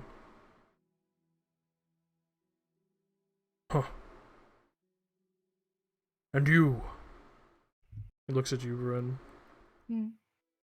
You know about this, this feathered one, this whoosh. This feathered one fought alongside me at the Harvest Closed Festival and came to his conclusion that he could bring about a positive change for the revolution. He actually joined up before I did.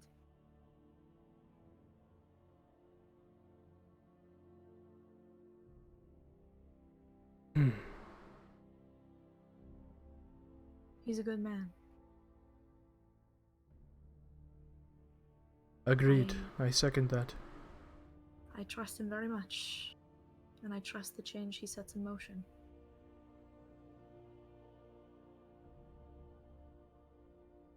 He's like purses his lips for a moment.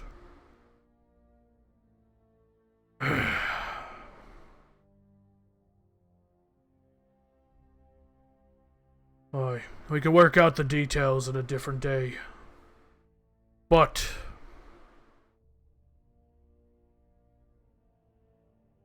gunpowder I can do for you. Maybe a handful of cannons.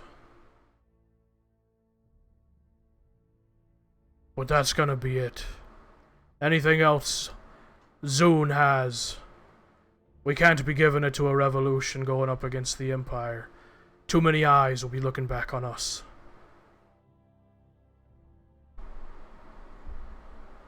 You know, that is very fair.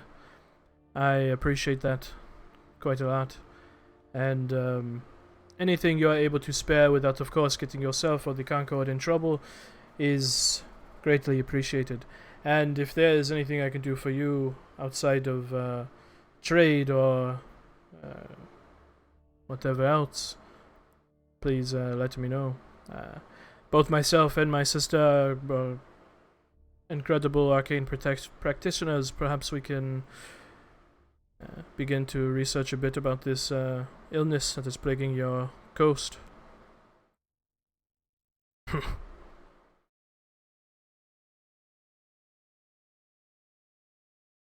It's actually not a bad idea. If you find your time when you're not fighting a war, we'd appreciate it. Of course. We'll make the time. Absolutely. Your generosity is appreciated. Thank you again. But yes, Maki Hadu, I do not wish to take up any more of your time. I appreciate the accord we have come to today, and I look forward to perhaps growing partnership in the future. And we will right away begin to look into some sort of fix for your illness, your plague, as it were. Right then. You let us know when the time is right. We'll get you what you need, what we can spare, without pulling too many eyes our way. Of course, I'll be in touch. I will let sure the triumvirate of the Freeden know of your aid.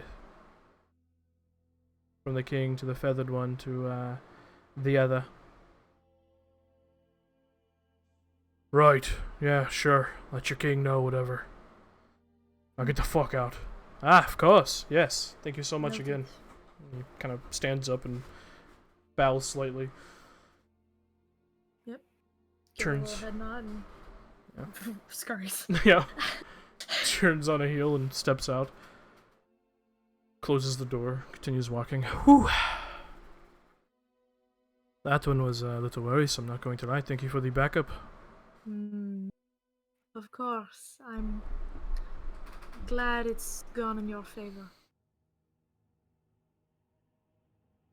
Not usually the best at the talking. Ah, but you have that RTR training, you know? Only gets you so far when you're also an idiot. Well, I feel like I've traipsed you around the globe. Is there anywhere you wish to go?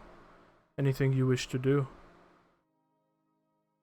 I promised a companion I'd do some research on transformation, so maybe a library at some point, but Other than that, I have nowhere that I can return to. Right. So I'm content to be whisked around, I suppose. And I unfortunately need to wait for word from the Bright Queen before I can have a conversation with her. So for now, how about we get out of the center of a plague and Ugh, please. go find something else to do. Somewhere else. Anywhere else. Oof. This is just grim. All right. He just kind of grabs you and shoo, you guys teleport. And as you kind of reappear, you begin to look around and notice that you are in Rexentrum. You know, when I said anywhere else, I didn't expect here, if I'm being honest. Come now, Varen. Don't you like to live a little dangerously? Absolutely, I've been on the run quite a lot, but this feels like tempting fate. Mostly, I just want to see if word of my display has gotten back to the king yet. Right. Perhaps it has. I haven't gotten the message from Nissa No, yet. So no, I you have haven't. No idea, yeah. That's the end of the first week. Yeah, right. Perhaps it has. But let's get to a room somewhere and relax. I'm actually quite exhausted. I know it seems like I make magic effortlessly, but I'm quite tired. Sure, it's taxing. I am getting the feeling it's been a long time since you've had a break as well. Ha! What has given you that impression? Probably the stress marks. Ah, Elven complexion only holds so well, you know? An inn. Never had to stay in an inn. I had a house. Where do I go? yeah. Eventually, he leads you to like more, not slums, but definitely like blue collar esque part of Rexentrum. Wow, I forgot where we were for a second. I was like, what? Let's go. I've been talking a lot. I'm sorry. My brain is It's okay, Chief. slowly I melting. understand. It's a cheap room. It is 3 silver a night. Which Phasrum looks at you and goes, quite embarrassing. I don't actually keep coin on myself. That's hilarious. And she just reaches into her fucking fat coin purse. Yeah. And pulls out 3 silver. You as well? 2 or 1? Well, that is your call, I suppose. I'm fine either way. I don't need much sleep these days. Fair enough. She'll just set 3 silver on the counter. You handed a key and directed towards the second floor. And gonna step in towards a quaint room. It's definitely not one of the nicest places you've stayed in, but not the worst either. There's nice. there's a decent sized bathtub. There's a large bed. You actually have a window room, so that's nice. Ooh, Rexentrum view. Let's go. You see the Phasma immediately kind of goes over towards the window and just kind of looks out it. You know, to see the face on our parents, or the look on our parents' face whenever word reaches them would be quite a sight to see. I agree, but alas. Right. We were not to push our luck. However tempting it may be. I did want to say I apologize for not informing you of my plans. I understand that what I did endangers your life as well as theirs. I myself, Right. for all intents and purposes, are dead, so... But Right. you are not, so... Yeah, no, I'm not. I'm going to have to make changes. But I'll get over it. You guys are in the Mudtop ward. That's what it's called. Mud I top couldn't ward, remember let's it. go. Had to find my Wrexham trim notes. Yeah, naturally. I'll get over it. I understand. Though I will admit, it was quite a spectacle.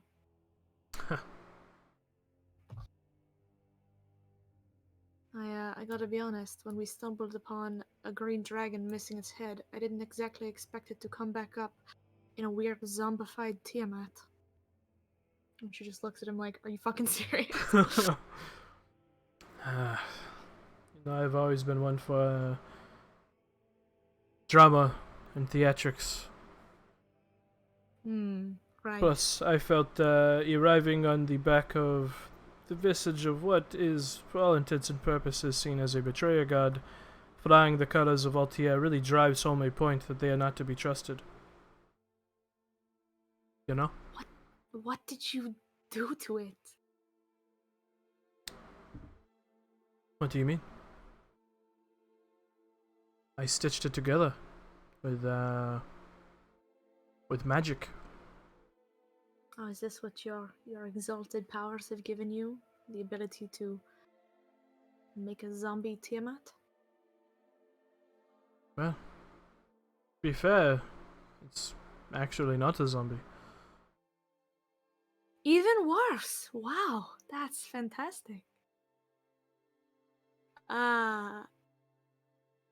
That's wow. If it makes you feel better, I killed it.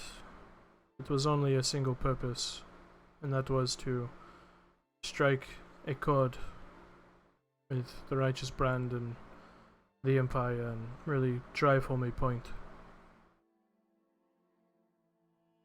Point driven.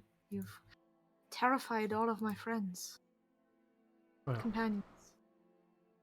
Ah, you slipped up, you said friends. I don't like it. Ugh. It's alright to have friends, Varen. It is, I'm figuring it out. You're a smart woman, I'm sure you will. I'm very good at tangible things. Emotion, not. No. A child, really. a child of Swan and Fedwin Altier is bad with emotion? Crazy. I know, baffling, right?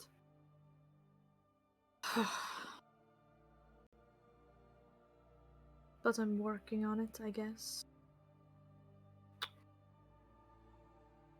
I don't know if they take me as seriously as they should when I say that I don't get it. I think they all think I'm kidding. Exaggerating. Yeah. Do you ever sit them down and try to explain to them that we unfortunately come from a very emotionally stunted family? I told them about my family when we were wanted for murder, but other than that, I don't really talk about it. Maybe I should. Perhaps you should. Oh, If you trust those people, then trust them. and you, have you trusted your people?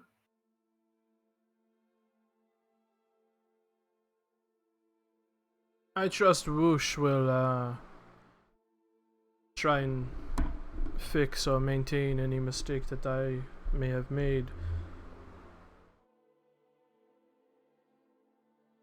I trust in my own abilities to continue steering the course of the revolution in a victorious way.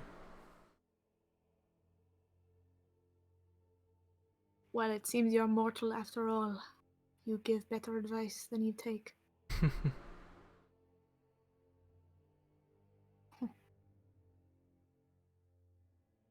And while I'll never admit it to others, I feel safe to admit it to you that I am proud of the victory that we found in the Rhine Plains. However, I'm not proud of the death.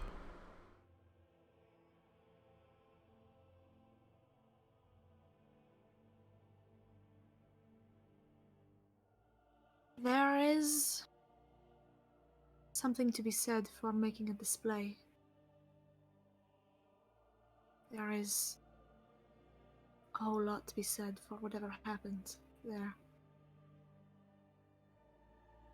At its core, the operation went as it should. You accomplished what you needed to. And forgive me if I'm overstepping, but there was a plan. And you can't roll over and show your stomach, but you don't always have to answer violence with a bigger display of violence. I understand what you did.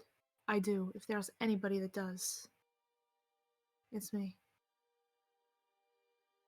And so it should mean something that I am telling you that perhaps dial it back. People that you lead are good. The cause that you're fighting for is just. And you are very powerful. You are capable of so much. You can. I don't want to tell you what to do. That's not what I'm here for. But I can advise you that your people would put more faith in you, and it would make everybody's life easier if there was less tension.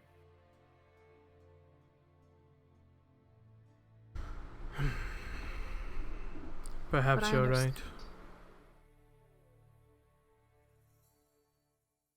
What you did was effective. It is going to work the way you intended it to. But there were other routes you could have taken that would have been effective as well. Yes, of course there were. Though I'll admit, before the firestorm, the dragon was amusing.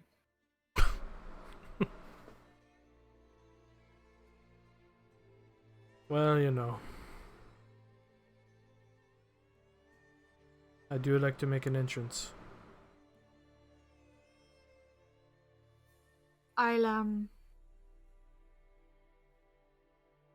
It is. I didn't doubt you. But it is good to hear from you that even you were not entirely comfortable with all of that.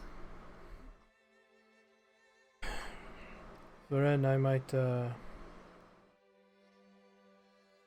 I might exhibit some unusual arcane power, but I am just a man. I feel. I empathize. The horrors I have seen, that I have gone through. At the end of it all, I don't wish that on innocent people.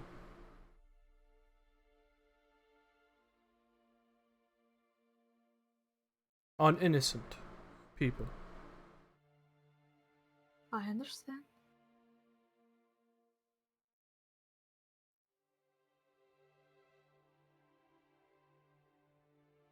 Then your goal, burn it all to the ground.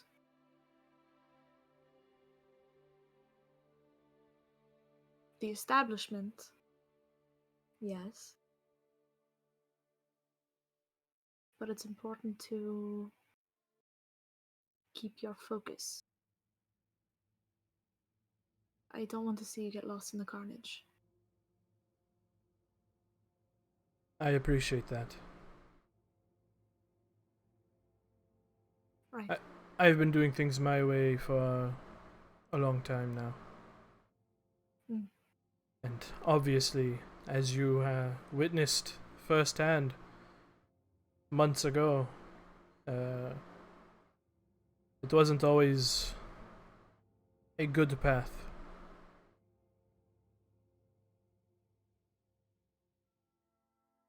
But sometimes I get wrapped up in my own anger and my own revenge that I can't see straight. To be fair, the dragon, that speech, I had it in my head for so long to do that above Rexentrum. To rain fire on the candles, annihilating the archmages and the annexes, annihilating our family's home. But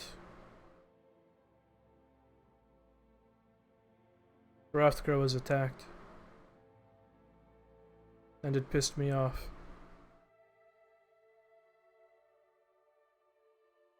Right. I understand. I can't pretend to completely understand what you've gone through. I can only draw educated guesses about most of it. And nobody deserves the treatment you underwent. So I can understand why you feel the way you feel, I think.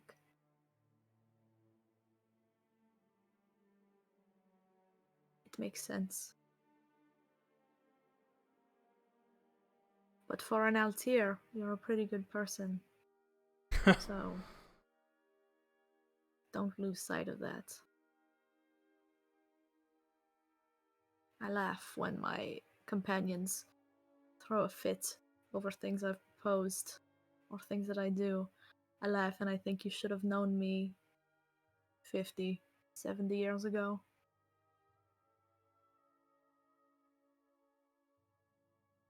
Change is difficult and it can take time.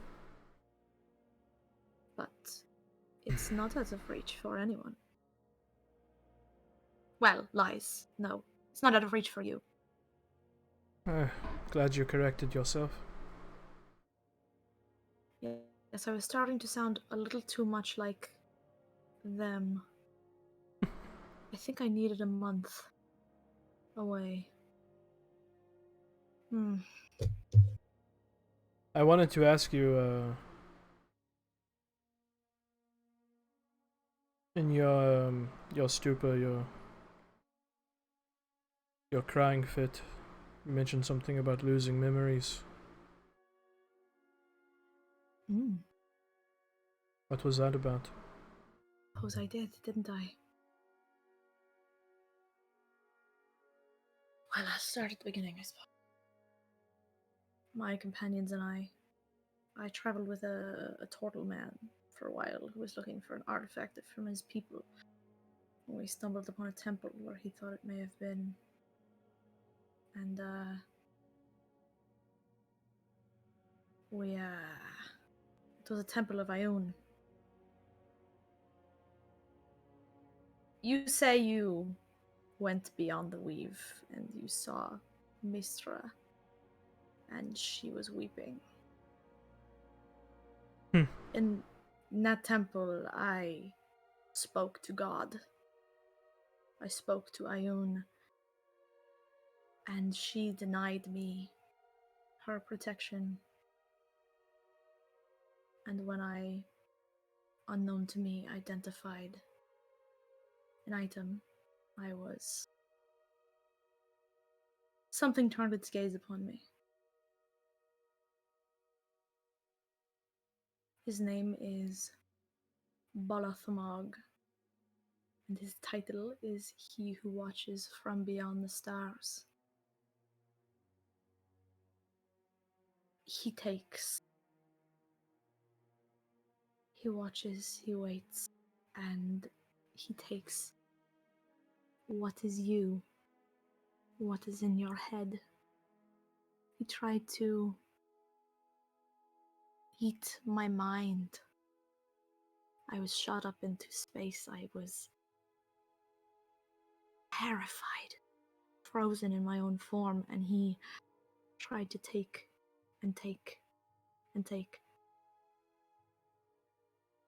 I lived barely then, but it was harrowing. And I thought hadn't escaped it, but I thought I'd pushed it away. I could feel him watching me, always.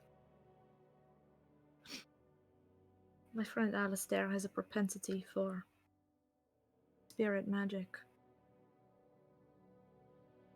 He called upon the spirit of my wife to dance with me at a festival. And it was one of the happiest days of my life. And then I went to sleep. And I had a dream. I dreamed of my happiest memory. It went off just as I remembered it, just as I remember it every time I draw it to the surface of my mind. And then it played again. Things were blurry and pieces were missing. And then it played again, and I couldn't hear her anymore. The walls were melting and everything was falling away. And he taunted me. Told me it took me a while to find something worth taking. But I have found something most delicious. And when I woke, I was missing something. And it infuriated me. And the worst part about it is that I couldn't even remember what was missing. Just that there was a piece of me that was no longer mine. And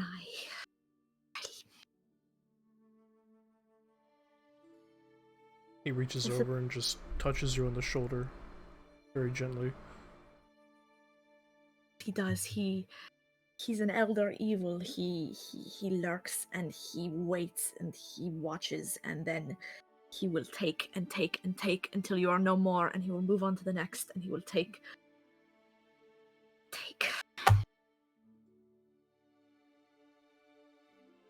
What else has he taken from you? Nothing since. Apparently he only likes the taste of happiness, and I'm quite a miserable bitch. If it were any of my companions, they would have been devoured. Suppose God was right to throw me to the wolves. Perhaps it was all a part of our divine plan. Perhaps she can kiss my ass. Yeah, that too. He's coming for her. We had a vision of her dying, being sucked into whatever endless void of nonsense he brings. He's turned his gaze to our plane, and now he waits. And he watches.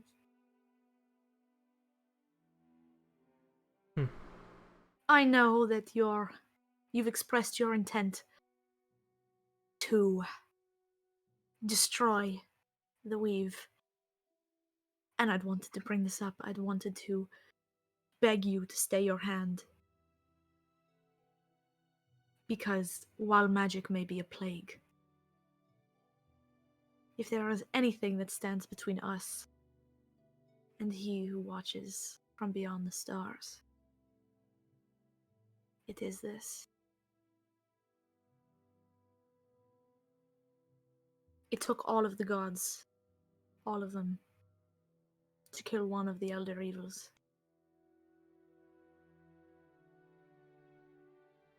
As far as I'm concerned, there is no way we stop this thing. But I have to pretend.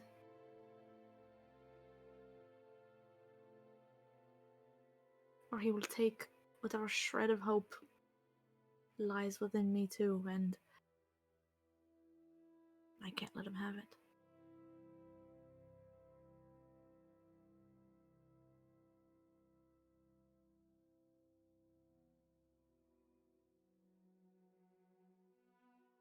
That is awful.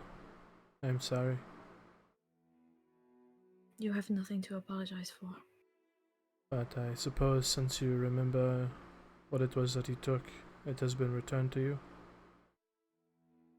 About 15 minutes before you popped into my room, actually. Ah! Well, impeccable timing, I suppose. Impeccable timing indeed. I travel with the cleric. Moon on her forehead. That one. She'd picked up a new trick and was convinced that it would drive him from me. And I suppose at least part of it has worked, but I am not so naive to believe that I am free.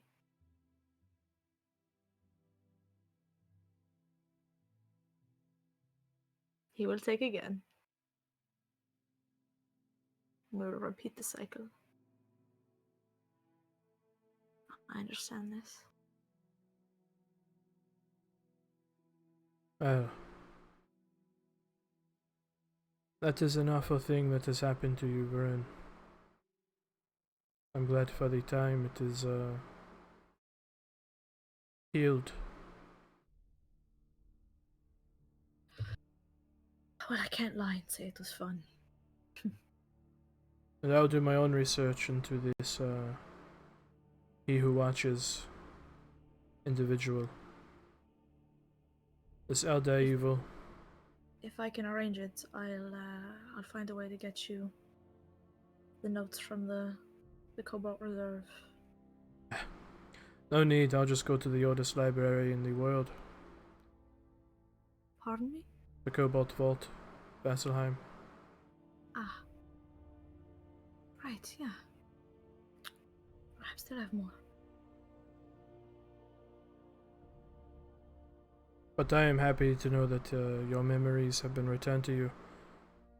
I don't have very many good memories, but the ones I do have. What sanity I have remaining within myself is because of them. Yeah. It is. I've been working on something, and she rummages through her bags and reaches for a notebook and will splay it out, and it is plans for an item. It is a cube, and all of the plans are written in Elvish, but it details memory viewing, memory storing, perhaps. I've been futzing around with it, but it's out of range for now. But it's where I've started. I was going to construct this and take them, the ones I had, and put them in the box. Right.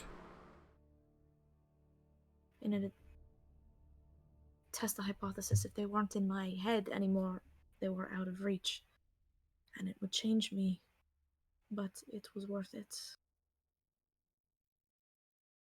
I seem to have bought myself a bit of time with this spell, so perhaps this is a future project. I don't even know if it'll work. I don't know if anybody knows anything about this thing. Nobody's dumb enough to try and study it.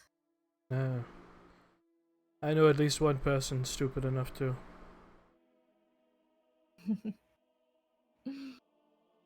Hmm.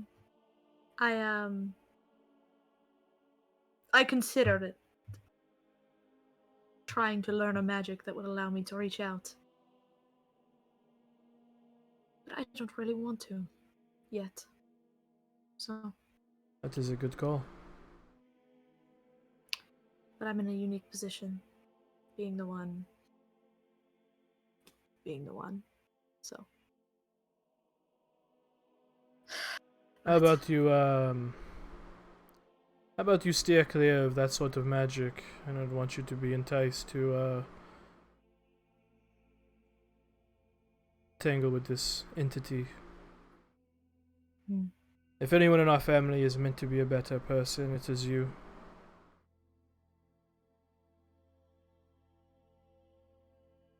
I appreciate that. I had gotten quite a bit better, but things change. Stay on that path.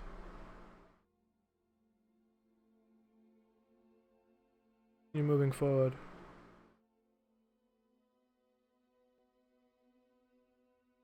I will try. But I think I am not what everyone around me gives me credit for. There are things about me that they do not know, that they could not understand, and they try and insist that I'm something I'm not.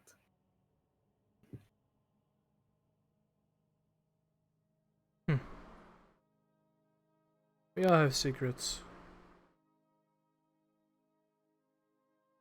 Don't let it poison your soul just because you hold on to them. Use them as a fuel. Prepare yourself forward. And that's what you do with your secrets? Isn't it obvious? I am always preparing myself forward. Fair enough. If it's not too much of a sore subject, I'm quite curious about your wife, though. First of all, the fact that anyone would agree to marry you is quite entertaining. Especially the me that she met. I mean, not that Yeah. you're not wonderful, but No, it's quite remarkable. I don't quite understand it myself. I don't believe I deserve such luck, but here we are.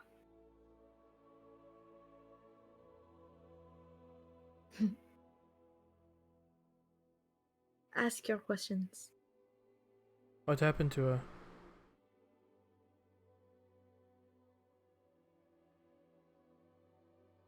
She was ill. She was fine. And then overnight, she was ill. Very sick. I tried everything within my power, any threads I had left to pull from when I was important. Clerics, doctors, healers, nothing.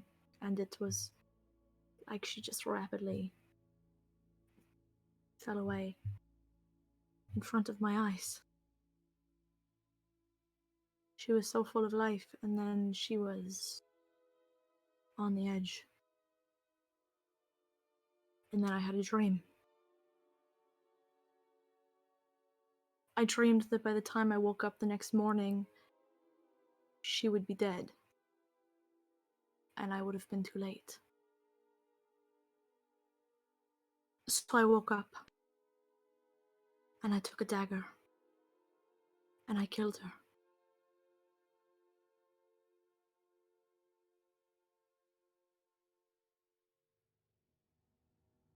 What? I needed time. I needed time to figure out what was wrong with her.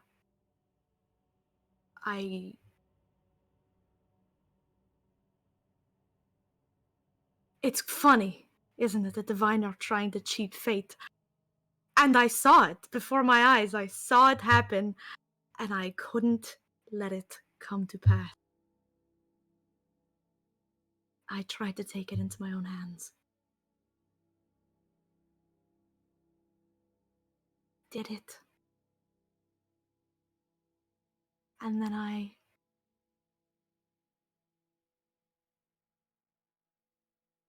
cast a spell on her. And I put her in my ring. And I packed up my things. And I started traveling to find a way to fix it.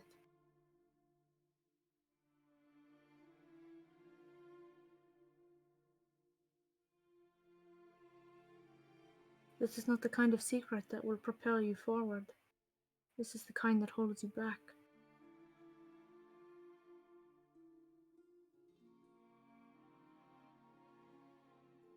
Baron, that is, I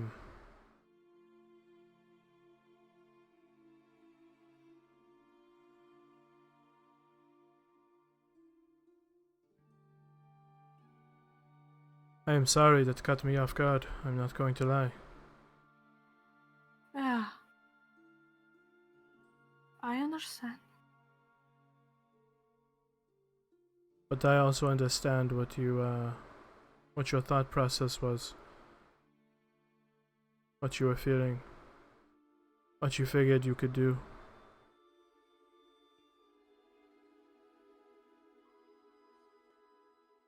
She And- wasn't. Anything that we tried, she wasn't getting better. I don't know if there's a way to fix it, but there wasn't going to be if she just...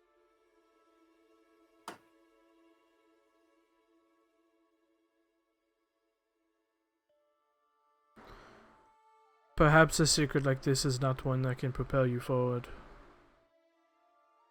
Not if you keep it to yourself. But at least now that another soul knows, maybe it will help you move forward.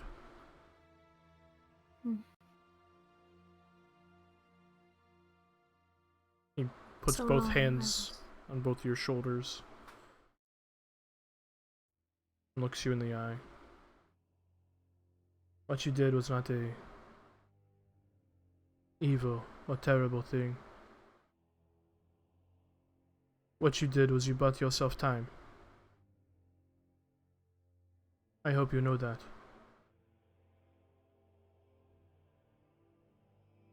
I tell myself that, yes. You need to believe it. Because had you waited for the morning, that would be it. There would be no more time. This way, so long as there is breath in your lungs, there's a chance that your wife, your love, will return to you.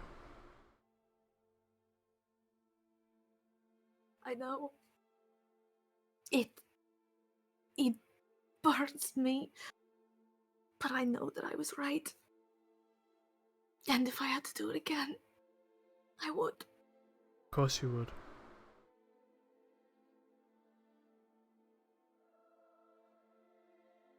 Why wouldn't you do everything in your power to protect the one that you love?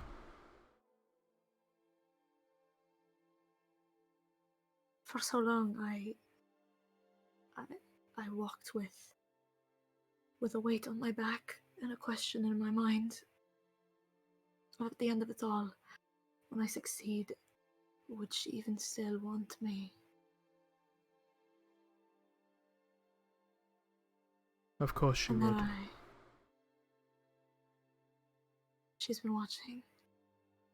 I spoke to her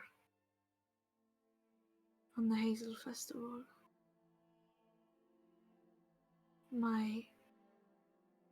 Alistair, he's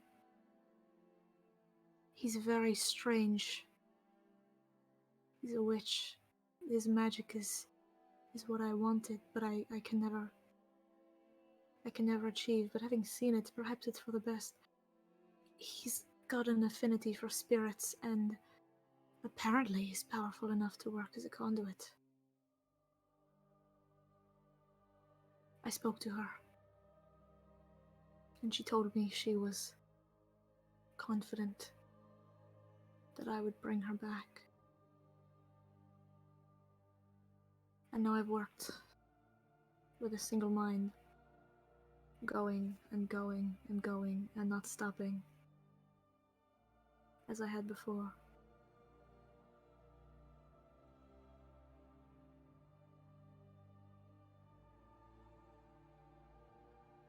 I can't believe I said it out loud.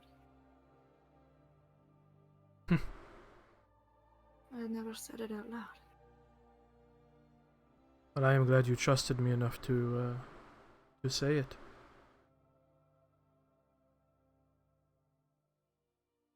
For most of my life, there were two people who had ever walked Exandria that I would trust. And it was my wife and yourself. And there was a short moment of time where you had both of them dead in your mind. Yeah. Yeah.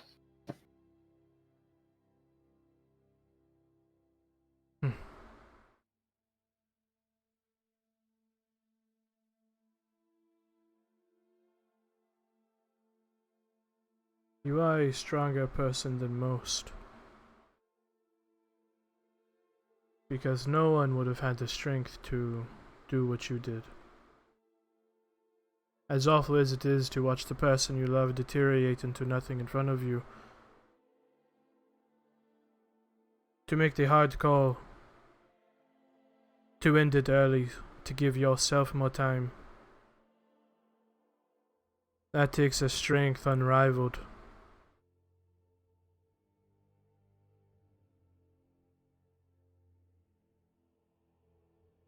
You did a good thing. You did the right thing. Thank you. I knew if there was anyone else who would understand, it would be yourself.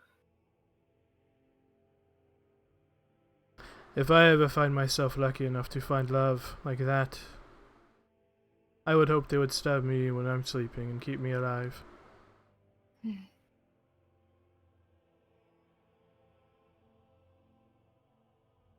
I hope you are.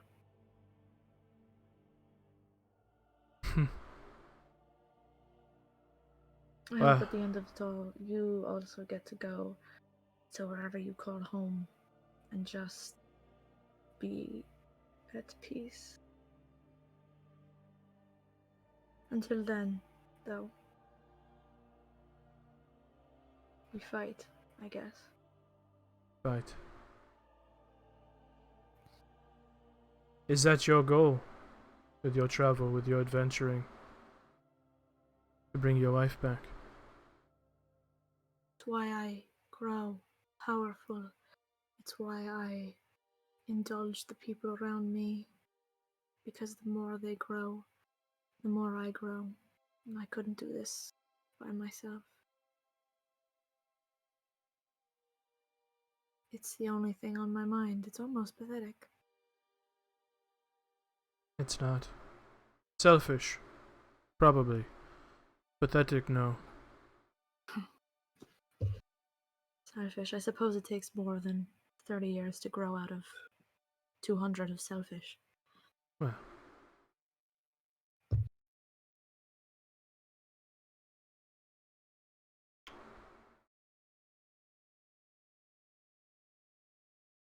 At the end of it all, Varen, if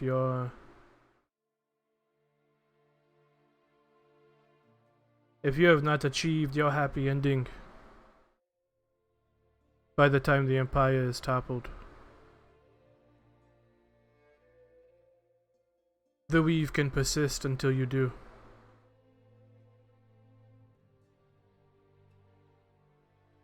But once you have your forever, magic is gone. You think you can do it? I will die trying.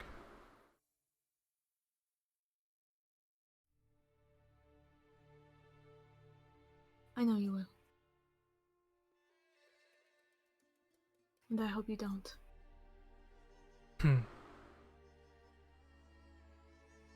I hope I do.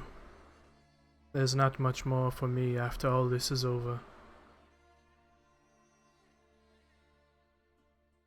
There's only one out here in this family who deserves happiness and a happy ending.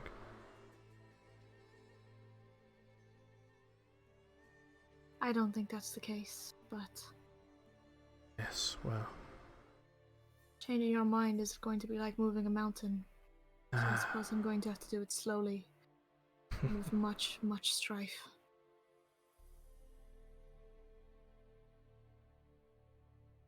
As for the entity plaguing you, I will look into it for you. Might even introduce myself. I would not wish you to. I know you wouldn't.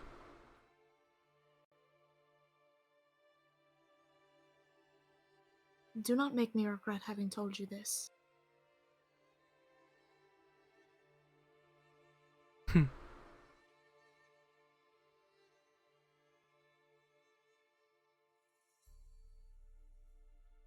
Thank you for your trust, dear sister.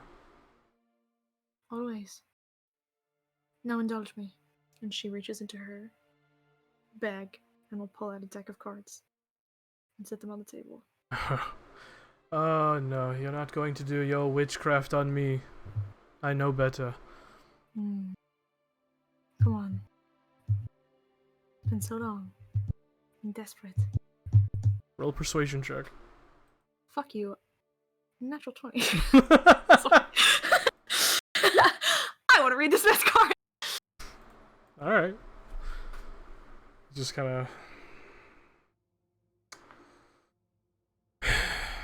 Alright, I will indulge you, sure.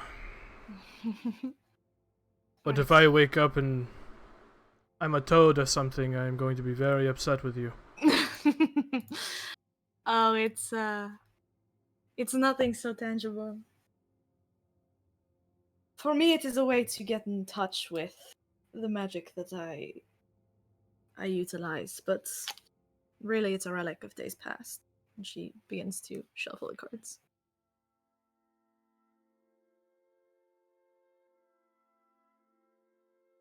And then we'll hold them out to him and have him cut them wherever he likes and then continue to shuffle them. He will. And she will flip over 4 cards. And she doesn't seem to have like a plan. She doesn't seem to be like doing something. She just sort of places her hand on the deck and thinks for a moment and then just begins to flip cards until she stops and looks at them. Look at that, they have nice designs. They are very nice. Yes, I upkeep them quite well. Are you going to tell me I've won the lottery or something now? Well, I mean, nothing so good. This one. Okay. And she points to a card of a man who seems to be some sort of religious figure that is, and it is reversed. The Hierophant reversed is upside down. It's all about, usually it's about spirituality, but facing this way, it's about personal belief and, get this, challenging the status quo. Spooky. Pookie, you are being put on a path of your own design, Others may question your motivation, your desire to buck tradition, but you know that it is right. Doreen, External approval is not required. you understand you're literally just telling me everything that I have experienced, and you know that I have experienced it. This is not magic, this is... Mhm. Whatever, continue. This one. She points to a card that seems to be a tower that is being struck by lightning. This one. Change, chaos, revelation, and awakening. Expect the unexpected. Change, upheaval, destruction, chaos. Your world is, or has been, coming crashing down before you, and everything you thought to be true was turned on its head. Questioning what is real, what you can trust. The tower means great change. This one. And she points to the next one. Alright, and but it is a man. if I look at your deck, is it just these same cards over and over again? Is Feel this... free. Feel free to take a look. I feel like this is rigged, so to speak.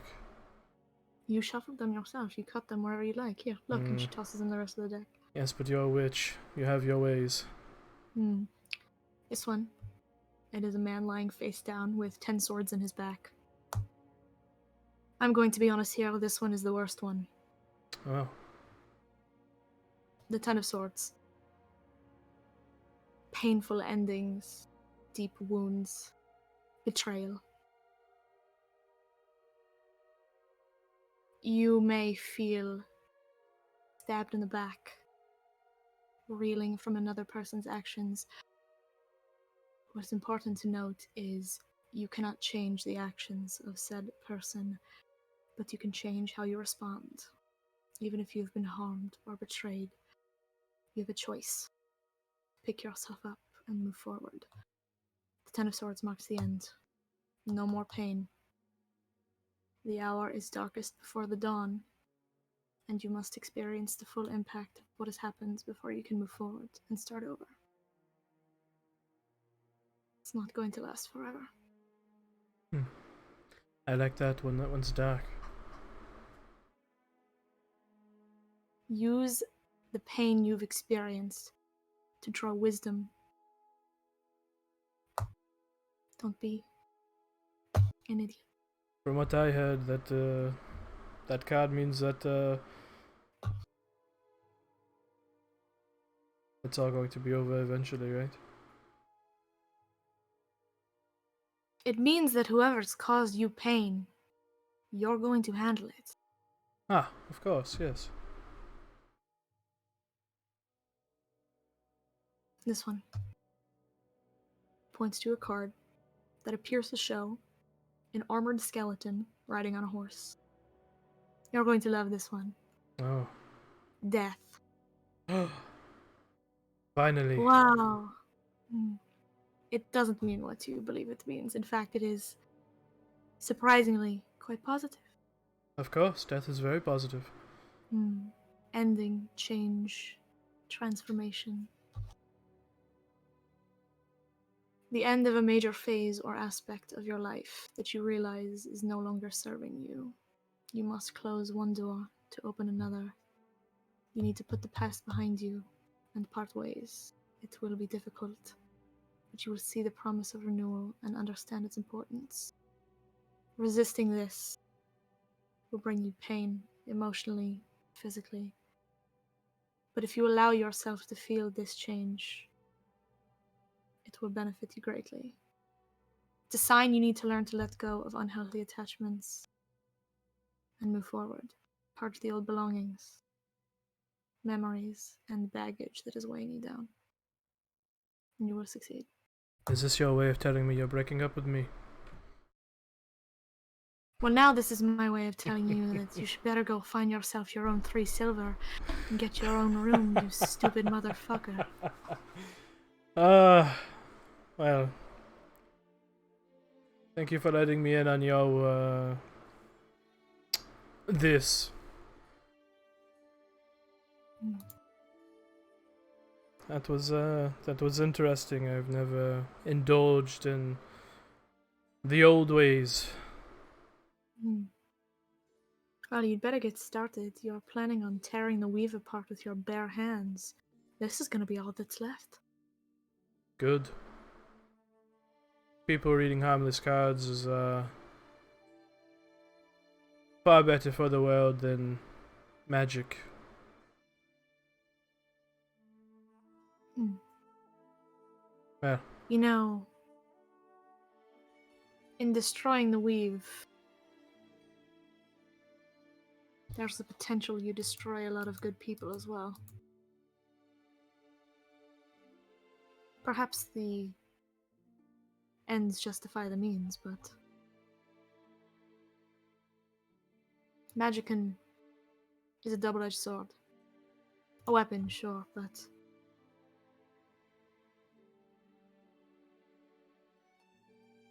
never mind. as I said, Varen, you get your happy ending. And then I get mine. Hmm. But first, he kind of looks towards the window. We have an empire to topple. That we do. Alright, well. Don't forget to, lick your salt rocks and light your red candles, witch. I'm going to sleep. Right, yeah, sure. Sleep. I won't be far behind. I had a good day with you, Varen. I've missed spending time with you. As did I. I felt quite on an island the past few months. It's nice to see the rescue crew. It is. Hmm. We all can use a life raft every now and again. Yes. But don't delude yourself and let you think you're too foolish to swim from the island back to the shore. It's okay. You can take the life raft. It's not going to kill you. You think I would ever swim? I'll just teleport. Bastard. One day. You can have the bed, I'll sleep on the floor. You don't have to sleep on the floor. I should have just... You said you didn't sleep. I figured it was another weird side effect of your... whatever. If you actually sleep, I will go get you a room. I said I don't sleep much. A few hours here and there is all I need. Right, then I will get you a bed. You don't need to sleep on the floor. Alright, be a weirdo about it, I suppose. Yeah. She'll go get him a room. I'm gonna Alright. let him sleep on the floor. Alright. Goes off to sleep, eventually. I know you said you want to do some research. What did you want to research? I want to research Ball of Smog, if I can get my hands on anything. But given that Asavi rolled God, I doubt, and didn't get anything, I doubt that I'll find anything. I want to research, obviously, whatever Dorgan was on about, resurrection, curing magical diseases, that kind of thing. And then whatever I promised to Nissa, looking into transformation, potentially reversing a reincarnation. So Okay. I guess that's in the same vein. Roll an investigation check. Alrighty, I will absolutely do that. Investigation check. That is, yes, a 24. 24.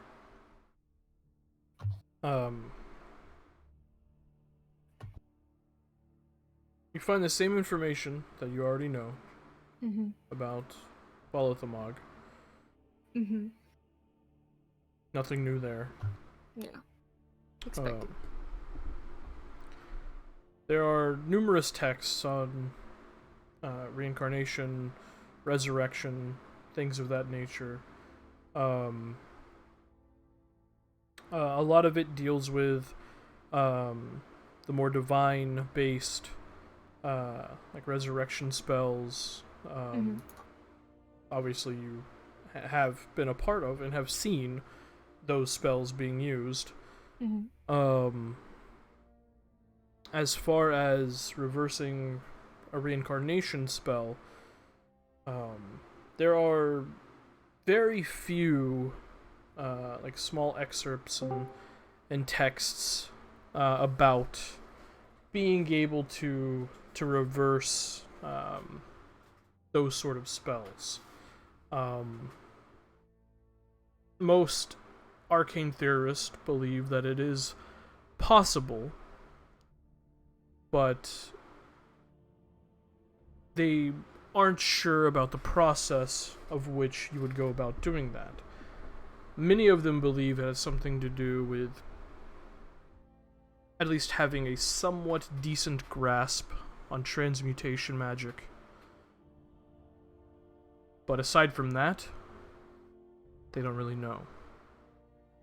You do find, since you're probably gonna keeping an eye out for it, a number of small blurbs within these resurrection books about various things that could aid in sort of stave off death, aid in bringing people back to life. You read about death pain berries. You learn from the book, same thing that Dorvan did, and that they did originate in the Shadowfell. People are unsure how they came to the prime material plane or who brought them here, but given the fact that anything edible in the Shadowfell can grow, it makes sense as to why these berries can grow in any climate. Yeah. Because they thrive in the Shadowfell, so... Exactly. But many people, from clerics to arcane practitioners, believe that there is some hidden power within the berries that they just aren't able to unlock. Many people have tried to go to the Shadowfell. Most of them have not returned. So. I see. Alrighty. But as for reversing reincarnation, many of them believe It is probably possible, but I don't know how. exactly. Sick. If it is at all possible, mastering or having a firm grasp on transmutation magic would probably be how. Yeah. Just gonna have to keep an eye out for a transmutation wizard, I guess. Alright. Yeah, that works. Alright. After about at the end of the first week, I should mention this. You do get that sending from Nissa. At this point, if you had still been accompanying him, you would be in Talonstadt with Vazarim when you get this sending. Yeah. Yeah, she goes everywhere. I was basically just gonna tell him like, "Ayo, they heard." The word got back. Word got back, definitely. Huh. Did they get captured? They weren't home. Of course not. Yeah. Though they did claim that they got Vassal and Viral, and I do sincerely doubt that, so. That has to be a lie. No. So. You want me to message them and ask if they've been captured? I'm sure that would shock the shit out of them. Be hilarious, probably, but you know. Apparently Viral was curious as to what I was researching and went poking around with an associate of mine in Stash. Hmm. Hmm. Well, they were an annex to Armored House, right? Mm-hmm. Yes, we met up with them after the gauntlet. They actually they basically just came to tell me they wished I was dead, but Oh, you know, pleasant. that was very pleasant of them. Yes. Well, I mean, I believe the exact wording was, "I wish you had died instead." So you know, good to Oh. know that they favored you. Well, I mean, could you blame them? Absolutely not. But you know, I guess I'm going to have to. She just like runs a hand up through her hair and be like, "Change now." Hmm.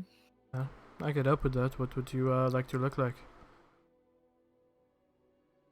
Well, I'm going to say the smart-ass answer and say that I would like to look like myself.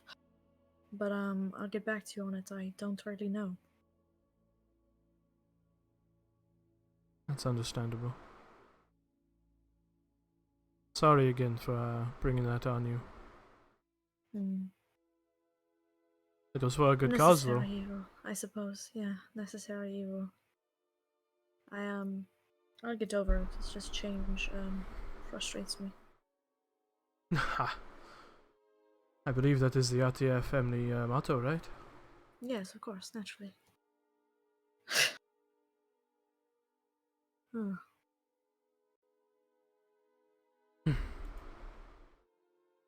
Well, let's carry on, I suppose, huh? Yes, let's. And you do continue to accompany Vazrim for about 3 weeks of your downtime. Mm-hmm. Before eventually you both appear within the pentamarket of Zadash. And he kind of wraps an arm around your shoulders and pulls you in. Well, it has been probably the most fun 3 weeks for a while that I've had. I appreciate the company. However, I'm afraid I have business elsewhere that you, unfortunately, cannot come with me for. Right, yeah. I understand. Thank you for having me as long as you did. I appreciate it. Tell your adventuring companions to take more months off. We can spend more time together. I'll put in a notice. Hmm. Absolutely. It's nice having someone I can, well, it's nice having someone. Agreed. I'm glad you had fun. But I won't keep you any longer. Of course. Be careful. Take care of yourself. I'll try. And, keep in touch, huh? I will try. Yes, sending. Brings you in for a tight hug. Yes. She will reciprocate. And maybe convince your friends that I am not the monster they see me as. I'm going to try. They're all hard-headed. I got yelled at for trying to open a door in a temple once. Suggesting. I didn't even touch it. But, you know. I'll try. Good. Okay. So, Steps back. Gives you a nod and a smile and vanishes.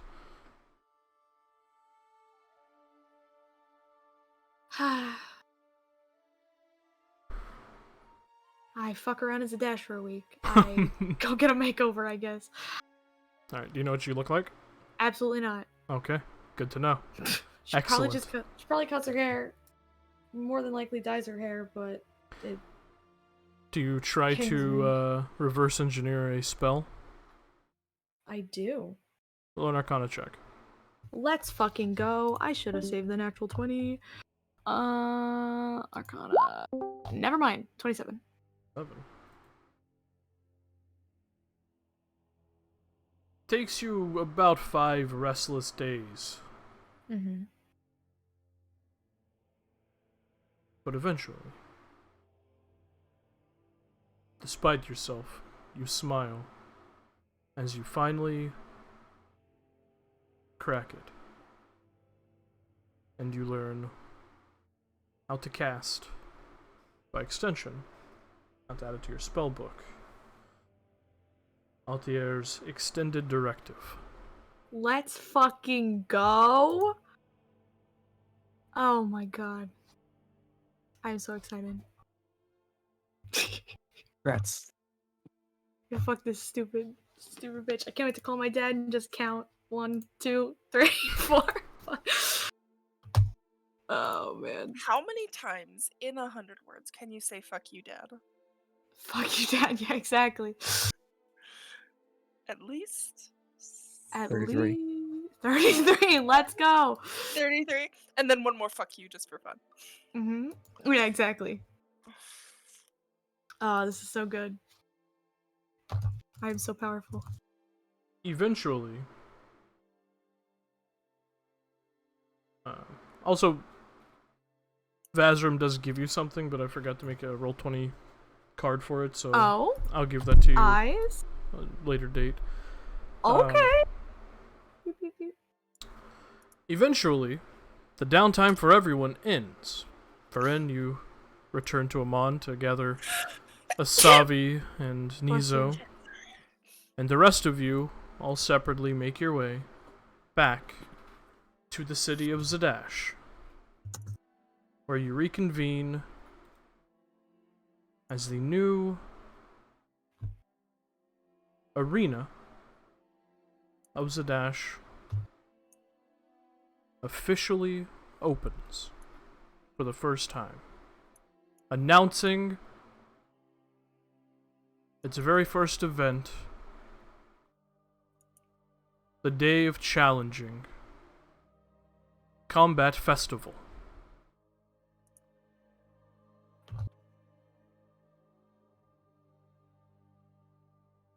And I feel like that's a good point to stop.